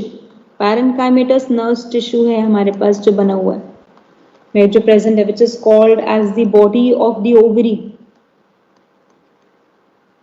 right. इसी body of ovary से हम connect करते हैं the one part which is being called ovule by the stalk called as the funicle, right. And this ovule is the one which carry its own, जो अपना उसका खुद का parenchymatous tissue carry कर रहा है, and the own parenchymatous tissue of the ovule is called as, इस parenchymatous tissue को हम नाम क्या देते हैं, nucellus, right. The nucellus is called as the parenchymatous nerve tissue of ovule. Got the point, right. तो एक पॉइंट्स ध्यान रखने अच्छे से, राइट, कि ओवरी का अगर कोई parenchymatous टिश्यू या नर्व टिश्यू पूछता है, then it is called as the placenta, right. Ovary में ही बहुत सारे हमारे पास सिंगल ओव्यूल भी हो सकता है, मल्टीपल ओव्यूल भी पॉसिबल है, राइट. और उसी के साथ साथ वी से ओव्यूल इज द वन जिसके अंदर खुद का अपना parenchymatous मास है, and that parenchymatous mass is called as the, right, जैसे आपने नाम क्या दिया है, न्यूसेलस, ठीक है, राइट. अब हमने कहा अगर हम देखें ओवरी में, जैसे कि मैंने कहा ओव्यूल एक भी हो सकता है, ज्यादा भी हो सकते हैं, तो सेम उसी कंडीशन में अगर देखा जाए तो ovary, an ovary can have single ovule और multiple ovules, right. Multiple ovules भी हो सकता है. तो multiple ovules in the case, और एनसीईआरटी के एग्जांपल्स हैं ये, तो ध्यान रखना है, papaya, watermelon, right, and orchids. वहीं पर अगर सिंगल ओव्यूल का एग्जांपल देखते हैं तो we have wheat, rice and mango, wheat, rice and mango, right. तो ये एग्जाम्पल्स हम पढ़ते हैं जो हम ओव्यूल के लिए कहते हैं। उसके अलावा पिस्टल तो आपको याद ही है, एपोकार्पस, सिनकार्पस। क्या होता है एपोकार्पस, सिनकार्पस? हाँ जी बेटा। Used. एपोकार्पस का मतलब क्या होता है? Free, right. और सिनकार्पस का मतलब क्या होता है? सिन का मतलब क्या हो जाता है? फ्यूज्ड हमारे पास, राइट। जब हमने कहा बहुत सारे फ्यूज्ड हैं तो कॉल्ड सिनकार्पस, फ्री है तो कॉल्ड एपोकार्पस।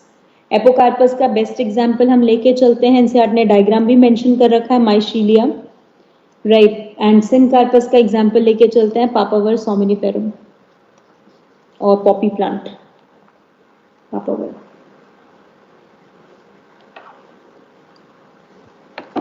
राइट। समझ आया यहाँ तक का point? Yes, ma'am. Good, okay guys. हाँ जी, मैम प्लेसेंटा का वर्क क्या होता है इसमें?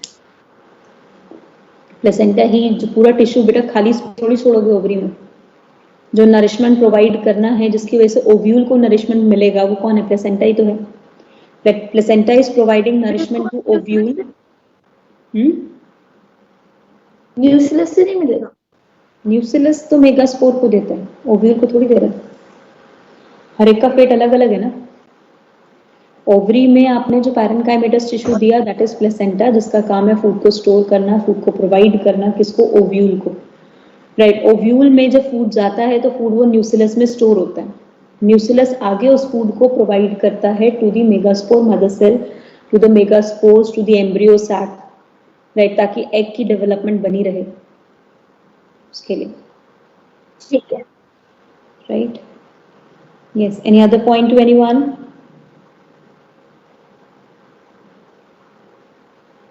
कंप्लीटेड यहां तक अच्छे से? नाउ अब आएंगे इसमें स्ट्रक्चर ऑफ ओव्यूल पे। ओव्यूल का स्ट्रक्चर कैसा होता है, कैसे हम उसे डिफाइन करते हैं, क्या है उसके points, that we are going to talk about. So if we will say about the structure of ovule, तो we say in angiosperm as majority of angiosperm anatropous or called pendulous, inverted, resupinate, सब इसके synonym है। Ovule is found. Anatropous का मतलब होता है जो 180 degree inverted ovule होता है। The ovule which is being inverted by 180 degree, उसे हम एनाट्रोपस कहते हैं। तो हमने कहा एनाट्रोपस मींस पेंडुलस, जो पेंडुलम की तरह लटक रहा है, इन्वर्टेड, राइट। और रेज्यूपिनेट का मतलब भी इन्वर्टेड, राइट। ओव्यूल हमारे पास फाउंड होता है, राइट। तो अब कैसे हमें वो उसका स्ट्रक्चर दिखता है, तो it's being like this. Inverted कहने का क्या मतलब है? इन्वर्टेड कहने का मतलब कि जो माइक्रोपाइल है हमारे पास, जो होना चाहिए था एपेक्स पे, which is the apical end, जो टॉप एंड है, वो नीचे की तरफ टर्न हो गया है, it just get turn down. और जो हमारे पास चलाजा है, chalazal end, right, which is the basal end, वो टॉप पे चला गया है, राइट। सबसे मेन याद रखने का पॉइंट कि ये जो स्टॉक है विच इज कॉल्ड फ्यूनिकल, हम सिर्फ इतना कहते हैं कि funicle and micropyle are near to each other which is directly opposite to chalaza. This is the meaning called anatropous. इसे हम एनाट्रोपस का नाम देते हैं, राइट। जब फ्यूनिकल और माइक्रोपाइल जो है वो एक दूसरे के आमने सामने हैं और चलाजल एकदम अपोजिट है, right. And what is funicle? Basically funicle is the right connecting strand, right, which connect, जिसने किसको कनेक्ट करके रखा हुआ है? Placenta and ovule. प्लेसेंटा को ओव्यूल के साथ कनेक्ट कर रखा है। And it is also named as conductive strand, right. Why called conductive strand? Because help in the conduction of nutrients, transport of nutrients, right. Nutrients का transport कराता है ovule के अंदर, तो इसलिए हम कंडक्टिव स्ट्रैंड और वैस्कुलर फंक्शन इसका हम डिफाइन करते हैं, न्यूट्रिएंट्स को अंदर लेके जाना, that is called funicle, right. अब ये हमारे पास फ्यूनिकल, एंड यहां से हमने शुरू किया ओव्यूल, जहां से लाइट ब्लू शुरू हुई ये line, because ovule is the part which is having the two integuments, one as the outer integument and another as the inner integument. तो दो integument इसके पास present है।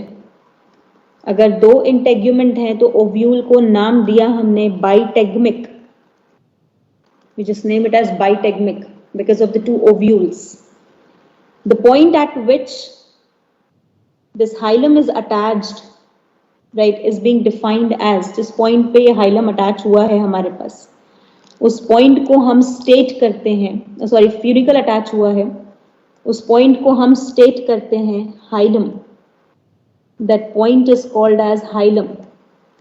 तो hilum is the point of attachment of funicle to ovule.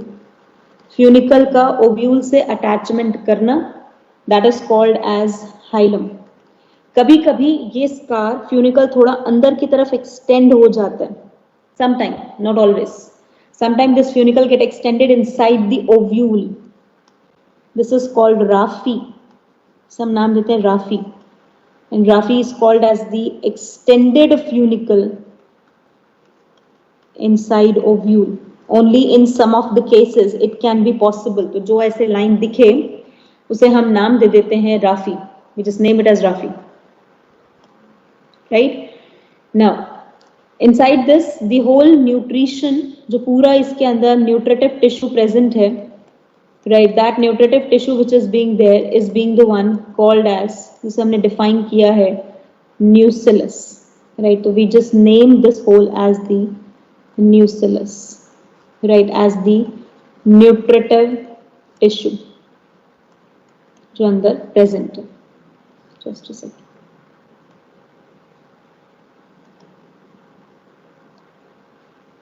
Right.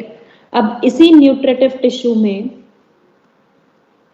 we found one unit which is called female gametophyte. कैसे बनता है, we are going to study that, पूरा detail में पढ़ेंगे हम। And what is the name of the female gametophyte? Called as embryo sac, right? Within the embryo sac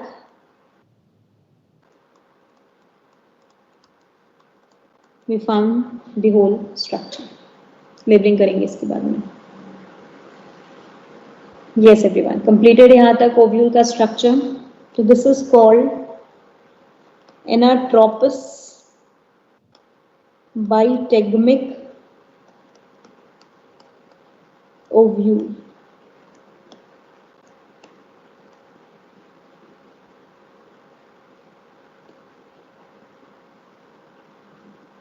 ma'am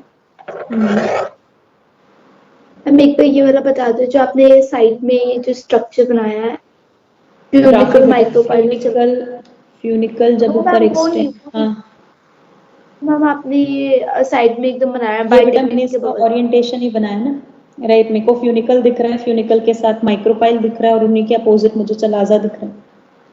तो funicle micropyle opposite chalaza, ठीक है। I am able to see, right? Yes. Any other point to anyone?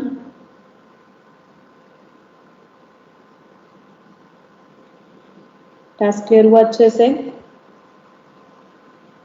Ovule का diagram,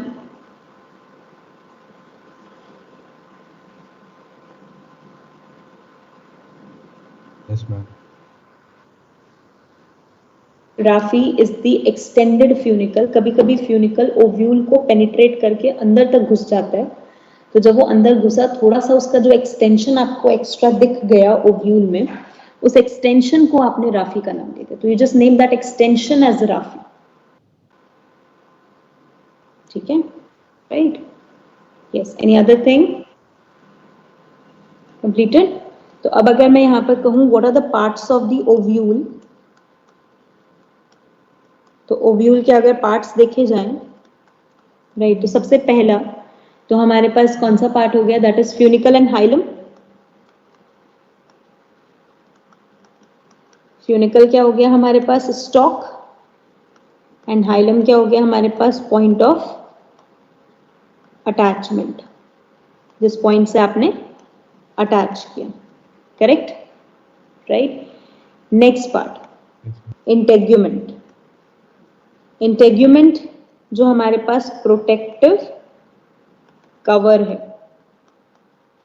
cover around ovule, and will become, क्या यही protective cover आगे जाके seed coat बनेंगे on ripening? Yes guys, अगर देखा जाए तो हमारे पास ओव्यूल ही तो राइपन अप होके सीड बनता है ना। अगर ओव्यूल राइपन अप होके सीड बन रहा है तो ओव्यूल के इंटेग्यूमेंट राइपन अप होके क्या बनेंगे हमारे पास, testa tegmen, that are being called as the seed coat. Point clear हुआ सबको? Yes guys, understood, right. Then अब हमने कहा इंटेग्यूमेंट अगर हम देखें तो वी से bitegmic. Bitegmic we found as the majority of angiosperms. Majority of angiosperms में bitegmic. Unitegmic, single integument किसमें मिला था हमें, gymnosperms, राइट। और अगर integument है ही नहीं, ategmic, in Santalum and Loranthus, ये दो एंजियोस्पर्म के मेंबर हैं जिसमें इंटेग्यूमेंट मिलता ही नहीं है, Santalum and Loranthus. Only remember this two exception जो हमारे पास है, लेकिन इनके अंदर कोई भी राइट इंटेग्यूमेंट नहीं मिलता है।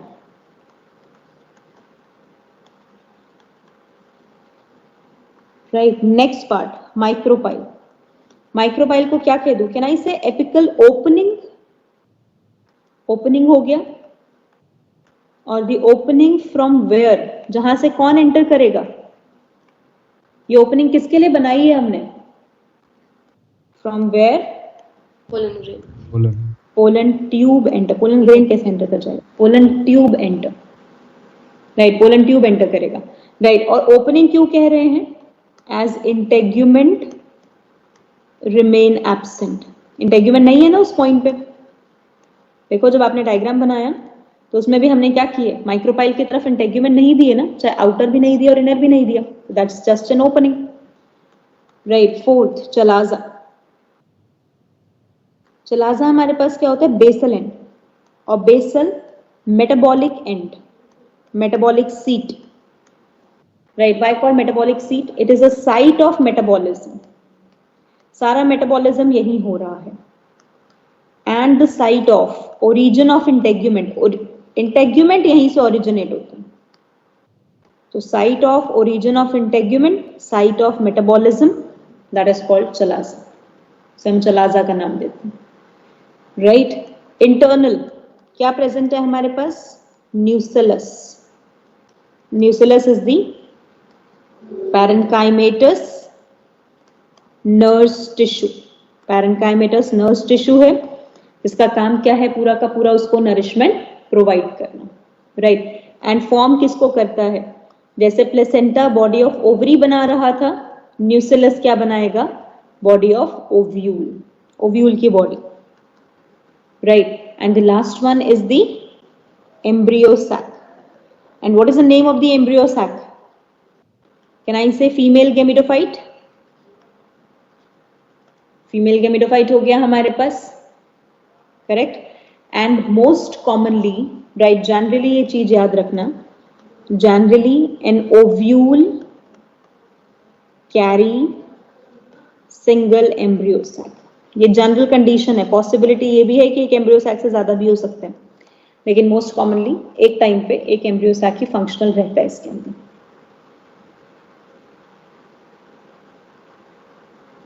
Clear with all the parts?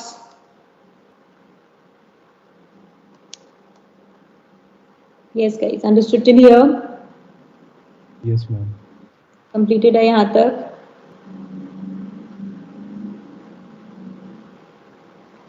Yes, ma'am. Good. Okay guys. Right, तो this is all about the structure of ovule जहां हमने देखा। अब इसी ओव्यूल के स्ट्रक्चर में we observe that there are being the nucellar cell. बहुत ध्यान से समझना, ये हमारे पास न्यूसिलर सेल है, राइट, 2n नाम मैंने दे दिया। जैसे हमने कहा था स्पोरोजेनस सेल मेल के अंदर होते हैं जो डेवलप करके अपने आप को माइक्रोस्पोर मदर सेल में चेंज करते हैं। कुछ ही न्यूसिलर सेल होते हैं, only some nucellar cells are there which develop as the megaspore mother cell. तो न्यूसिलर सेल में only 1 to 5 nucellar cells will develop as, develop किसकी तरह होंगे, मेगास्पोर मदर सेल।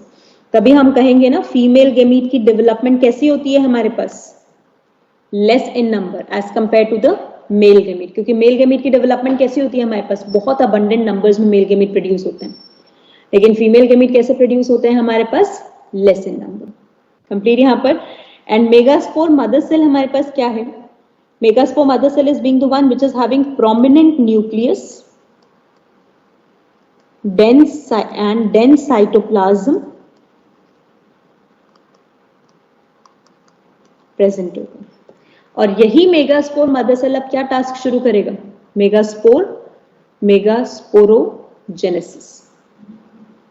याद रहेगा सबको पॉइंट, राइट। तो it will begin with the task of the megasporogenesis. Start करें मेगास्पोरोजेनेसिस। क्या होगा मेगास्पोरोजेनेसिस में, मियोसिस या माइटोसिस, टेल मी। मेगास्पोरोजेनेसिस में मियोसिस, राइट। मियोसिस बेटा, स्पोरोजेनेसिस का मतलब ही मियोसिस होता है, स्पोर बनाना। माइटोसिस कैसे करा सकते हो, तो megasporogenesis, right. A very simple task, right, megasporogenesis का। तो मेगास्पोरोजेनेसिस में देखो हमने क्या किया, बहुत ध्यान से स्ट्रक्चर इसका समझना। ये मेरे पास स्ट्रक्चर है, ठीक है। This is the chalazal end this is the micropylar and I have taken. Most commonly जो मेगास्पोर मदर सेल फंक्शनल होती है ना, वो माइक्रोपाइलर वाली फंक्शनल होती है। तो functional micropylar megaspore mother cell, micropylar megaspore mother cell, ठीक है। हमने यहां पर टास्क शुरू किया मियोसिस का, and we started with the meiosis 1, जिसमें मैंने कैरियोकाइनेसिस भी कराया एंड साइटोकाइनेसिस भी कराया। अगर मैंने कैरियो और साइटो दोनों करा दिए तो क्या मेरे पास 2 सेल बन गए। Can I say megaspore dyad, yes everyone, with the value N2C, correct। अब क्या कर रहा हूं इसमें, मियोसिस 2, वापस से कैरियोकाइनेसिस भी और साइटोकाइनेसिस भी, लेकिन इसमें हम कराते हैं अनइक्वल साइटोकाइनेसिस। कैरियोकाइनेसिस तो इक्वल होगा, लेकिन साइटोकाइनेसिस कैसा होगा, अनइक्वल। अनइक्वल साइटोकाइनेसिस का मतलब क्या, आपको सारे सेल सेम साइज के मिलेंगे या अलग अलग साइज के मिलेंगे, अलग अलग, ऐसे मिलेंगे इन दिस अरेंजमेंट। ये चलाजल, ये माइक्रोपाइलर एंड ये कौन सा माइक्रो मेगास्पोर हो गया। कैन आई से फंक्शनल मेगास्पोर, सबसे बड़ा साइज का दिख रहा है। बाकी के 3 क्या हो गए हमारे पास, 3 विल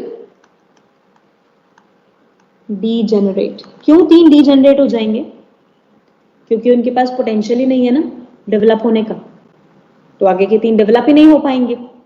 इसका मतलब हमारे पास मेगास्पोर मदर सेल ने अगर मियोसिस किया तो 4 मेगास्पोर बने या एक ही फंक्शनल मेगास्पोर बना, यस एवरीवन। एक 1 चलाजल, चलाजल एन की तरफ है, एनसीईआरटी लाइन है, ध्यान रखना। Chalazal functional megaspore, chalazal end की तरफ फंक्शनल एक ही, and rest 3 will degenerate. Right, अच्छा इसकी अगर मैं आपसे शेप पूछूं मेगास्पोर टेट्राड की, तो कौन सी शेप है? कैन आई से लीनियर? यहाँ कोई आइसोबायलेटरल, कोई टेट्राहेड्रल नहीं, only one type which is called linear. Point समझ आया? तो what is the difference in the microsporogenesis and megasporogenesis? Guys quickly, क्या डिफरेंस है माइक्रोस्पोरोजेनेसिस में, क्या डिफरेंस है मेगास्पोरोजेनेसिस में? What is the difference in the two?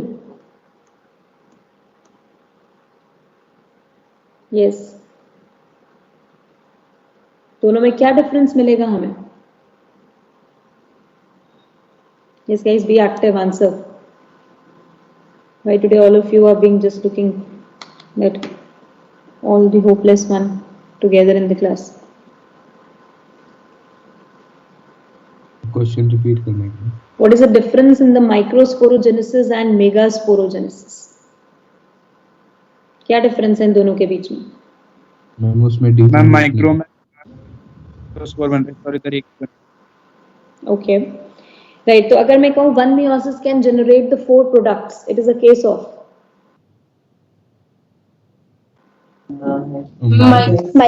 microsporogenesis, and only one functional megaspore will be formed, it is a case of megasporogenesis. Right, and along with this megasporogenesis occur more number of time as compared to microsporogenesis, और vice versa? कौन सी condition true है? Vice versa. Vice versa, microsporogenesis ज्यादा होगा, megasporogenesis कम होगा, क्योंकि microsporogenesis में most of the sporogenous cell will change as a microspore mother cell, लेकिन यहाँ पर only few nucellar cells will change into the megaspore mother cell. Right, complete यहाँ तक कंडीशन अच्छे से? Yes, Yes. गुड। राइट, अब यही आगे मेगास्पोर क्या बनाएगा हमारे पास? This megaspore will lead to the formation of, किसकी डेवलपमेंट करेगा? Can I say embryo sac? अब डेवलपमेंट होगी हमारे पास, तो अब हमने कहा यहाँ पर development of female gametophyte, and what is the name of the female गेमिडोफाइट?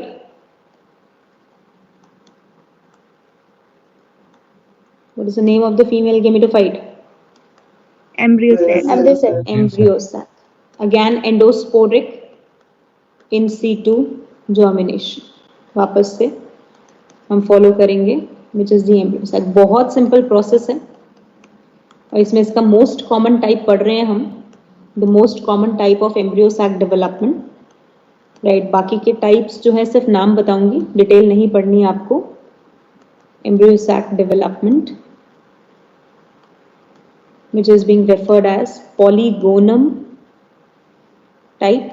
Polygonum के अंदर सबसे पहले मिला था पॉलीगोनम टाइप, और called monosporic type.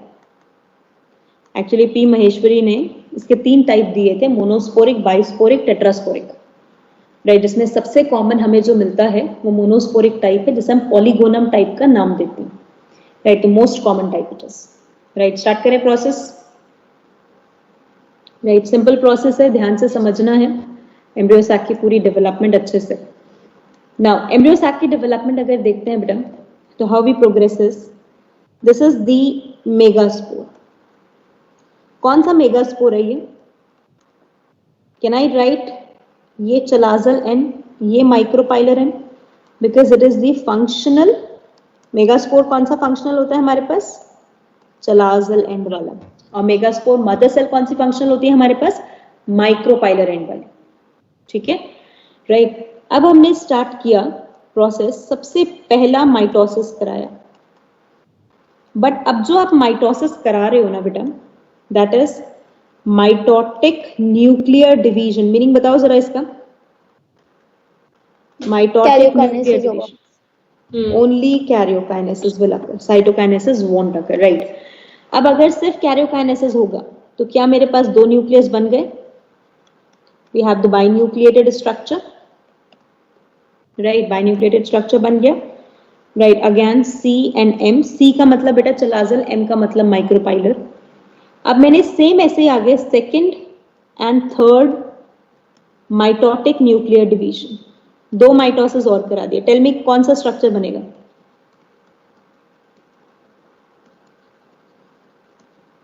Second and third mitotic nuclear division, which how many nucleus will be formed? 7 cell 8 nucleus बनाएंगे अभी, तो फाइनल प्रोडक्ट है, राइट। माइटोटिक न्यूक्लियर डिवीजन अगर आपने सेकंड और थर्ड कराया तो कितने न्यूक्लियस बन जाएंगे इसके अंदर?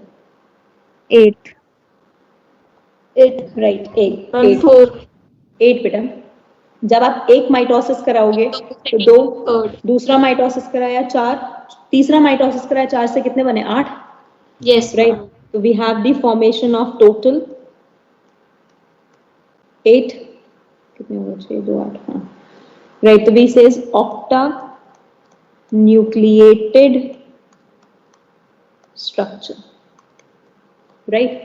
अब इस octa nucleated structure में start हुई positioning of nucleus, we start with the positioning of nucleus, nucleus की पोजीशनिंग स्टार्ट हुई। न्यूक्लियस पोजीशनिंग का मतलब, राइट, कैसे हमारे पास सिस्टम शुरू हुआ कि 3 न्यूक्लियस एक पोल पे जाने लग गए, 3 न्यूक्लियस दूसरे पोल पे आ गए, right, 3 nucleus at one pole, 3 nucleus at another pole, और 2 न्यूक्लियस कहां पर रह गए? Centre, right. और ये पोजीशनिंग कौन कराता है हमारे पास? This is being done because of the spindle fibres, ठीक है, ये वो कराते हैं, राइट, उसकी वजह से पोजीशनिंग ऑफ न्यूक्लियस होती है हमारे पास, राइट। बट आपको बस इतना ध्यान रखना है दैट पोजीशनिंग ऑफ न्यूक्लियस अकर, इसकी पूरी एक थ्योरी है पीछे। अब पोजीशनिंग अगर करा दी तो अब मैं क्या करा दूं इसमें? Wall formation. अब मुझे बताओ, जो वॉल बनेगी सेंट्रीपीटल बनेगी या सेंट्रीफ्यूगल बनेगी? वॉल, क्या वॉल इसमें इस तरीके से बनेगी, ऐसे करके ऊपर से नीचे की तरफ आएगी? तो डेवलपमेंट कैसे हुई वॉल की? सेंट्रीपीटल या सेंट्रीफ्यूगल? सेंट्रीपीटल। तो सेंट्रीपीटल वॉल फॉर्मेशन हमने कराया, means we are going for the task of the cytokinesis. जब हमने ये वॉल फॉर्मेशन शुरू किया, बहुत ध्यान से देखना वॉल कैसे बनती है इनके अराउंड। ये हमारे पास स्ट्रक्चर, ये हमारे पास 3 न्यूक्लियस, यहां पर भी 3 न्यूक्लियस और यहां पर 2। जब वॉल बननी शुरू हुई तो वॉल इन तीनों के अराउंड बनी, सेम ऐसे ही वॉल इन तीनों के अराउंड बनी। जब ये 6 ने वॉल बना ली, सेंटर वाले 2 ने कहा कि why we need the wall, हमें क्यों वॉल चाहिए? क्योंकि बाकी का बचा हुआ सारा सेल किसका हो गया? हमारा। आपने 3 ऊपर वाले अलग कर दिए, अपने सेल बन गए उनके, 3 नीचे वालों ने अलग हो गए, अपने सेल बना दिए, बचे हुए 2 ने क्या कह दिया? The whole now rest of the compartment is ours. Is this point clear? yes right? तो जो हमारे पास चलाजल की तरफ ये 3 सेल बने, इन्हें हमने नाम क्या दे दिया? एंटीपोडल्स और कॉल्ड वेजिटेटिव सेल्स। कितने बन गए हमारे पास? 3। माइक्रोपाइल की तरफ ध्यान से, माइक्रोपाइल, और ये लेबलिंग उल्टी नहीं होनी चाहिए, चलाजल और माइक्रोपाइल ऐसे ही रहना चाहिए। माइक्रोपाइल की तरफ जो 2 कॉर्नर के सेल बने, कॉल्ड सिनर्जिड्स और हेल्पर सेल्स, जो हमारे पास बने 2। सेंटर में जो एक सेल बना, कॉल्ड एग और पूस्फेयर, दैट इज सिंगल, ठीक है, राइट। और यहां इनके पास सिनर्जिड्स की पहचान क्या होती है? इनके पास क्या प्रेजेंट होता है सिनर्जिड्स के पास? पिलिफॉर्म एपरेटस। एंड ये जो सेंटर में हमारे पास सेल आ गया, इसको नाम क्या दे दिया? क्योंकि सेंटर में था तो नेम है सेंट्रल सेल। सबसे बड़ा यही है ना, क्योंकि सबसे ज्यादा साइटोप्लाज्म यही कैरी करेगा, लार्ज सेल। और ये जो 2 न्यूक्लियस आ गए, they are called polar nuclei, जो पोल्स पे नहीं जा पाए, इसलिए नाम दे दिया पोलर न्यूक्लियाई। कंफ्यूजन ना हो सेंट्रल सेल और सेंट्रल न्यूक्लियाई में, तो we just name like this. तो अब अगर मैं इसके स्ट्रक्चर को देखूं, हाँ जी बेटा। मैम जब हम वो बनाते हैं डायग्राम, तो मैम इसके पोलर न्यूक्लियाई क्या साइड में मैम हम लेबलिंग तो करते हैं, मतलब लाइन तो बनाते हैं? हाँ, तो वो डॉटेड लाइन बनी होती है बच्चा, वो ऐसे लाइन बनी होती है कि this rest of the space is for this. आपको लाइन ऐसी दिखती है बुक्स में, कि बाकी बचा हुआ सारा स्पेस इसी का ही है, तो ऑब्वियसली देखो साइज सबसे बड़ा है इसका, राइट? ठीक है, तो this structure is 7 celled 8 nucleated structure which is called mature. Mature क्यों कह दिया? एग आ गया ना, इसलिए मैच्योर का नाम दे दिया female gametophyte, right? Why we name it as 7 celled? 7 cell क्यों कहा? 3 at the antipodals, 1 at the center, 3 at the base. ये 3 जो थे इनको नाम क्या दिया? एंटीपोडल्स. जो एक था इसको नाम क्या दिया? Central cell. और ये 3 को मिला के नाम क्या दिया? Egg apparatus, which is called 2+1. Egg apparatus को 2+1 का क्या मतलब है? 2 means Synergids and synergids and 1 is the egg. तो बहुत ध्यान से लेबलिंग करनी है, ठीक है? This is the meaning of 7 celled. ये बहुत बार एक्सपैंड करने के लिए आ जाता है एग्जाम में, राइट? नाउ 8 न्यूक्लिएटेड एक्सपैंड करो, कैसे लिखूंगी 8 न्यूक्लिएटेड को? 3 + 2 + 3, Yes, ma'am. राइट? जहां 3 को मैं क्या लिखूंगी? Antipodal nucleus, nuclei. ये क्या हो गए हमारे पास? Nuclei. Polar nuclei. ये हमारे पास egg apparatus nuclei. Egg apparatus का मतलब बचा सिनर्जिड्स एंड एग टुगेदर. ये हमारे पास सिनर्जिड न्यूक्लियाई और ये हमारे पास एग न्यूक्लियस, क्योंकि एक ही है तो egg nucleus. Got this thing everyone?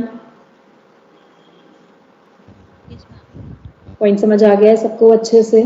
Completed till here? Good. Yes, ma'am. Great. So this is what we define as the whole female gametophyte, right? As the embryo sac. इसको हमने नाम दिया embryo sac, and the whole development.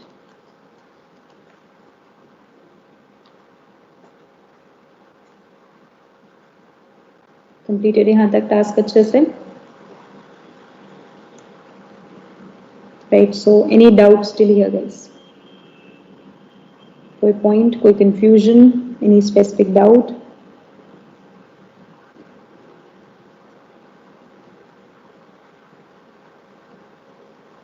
Done है यहाँ तक?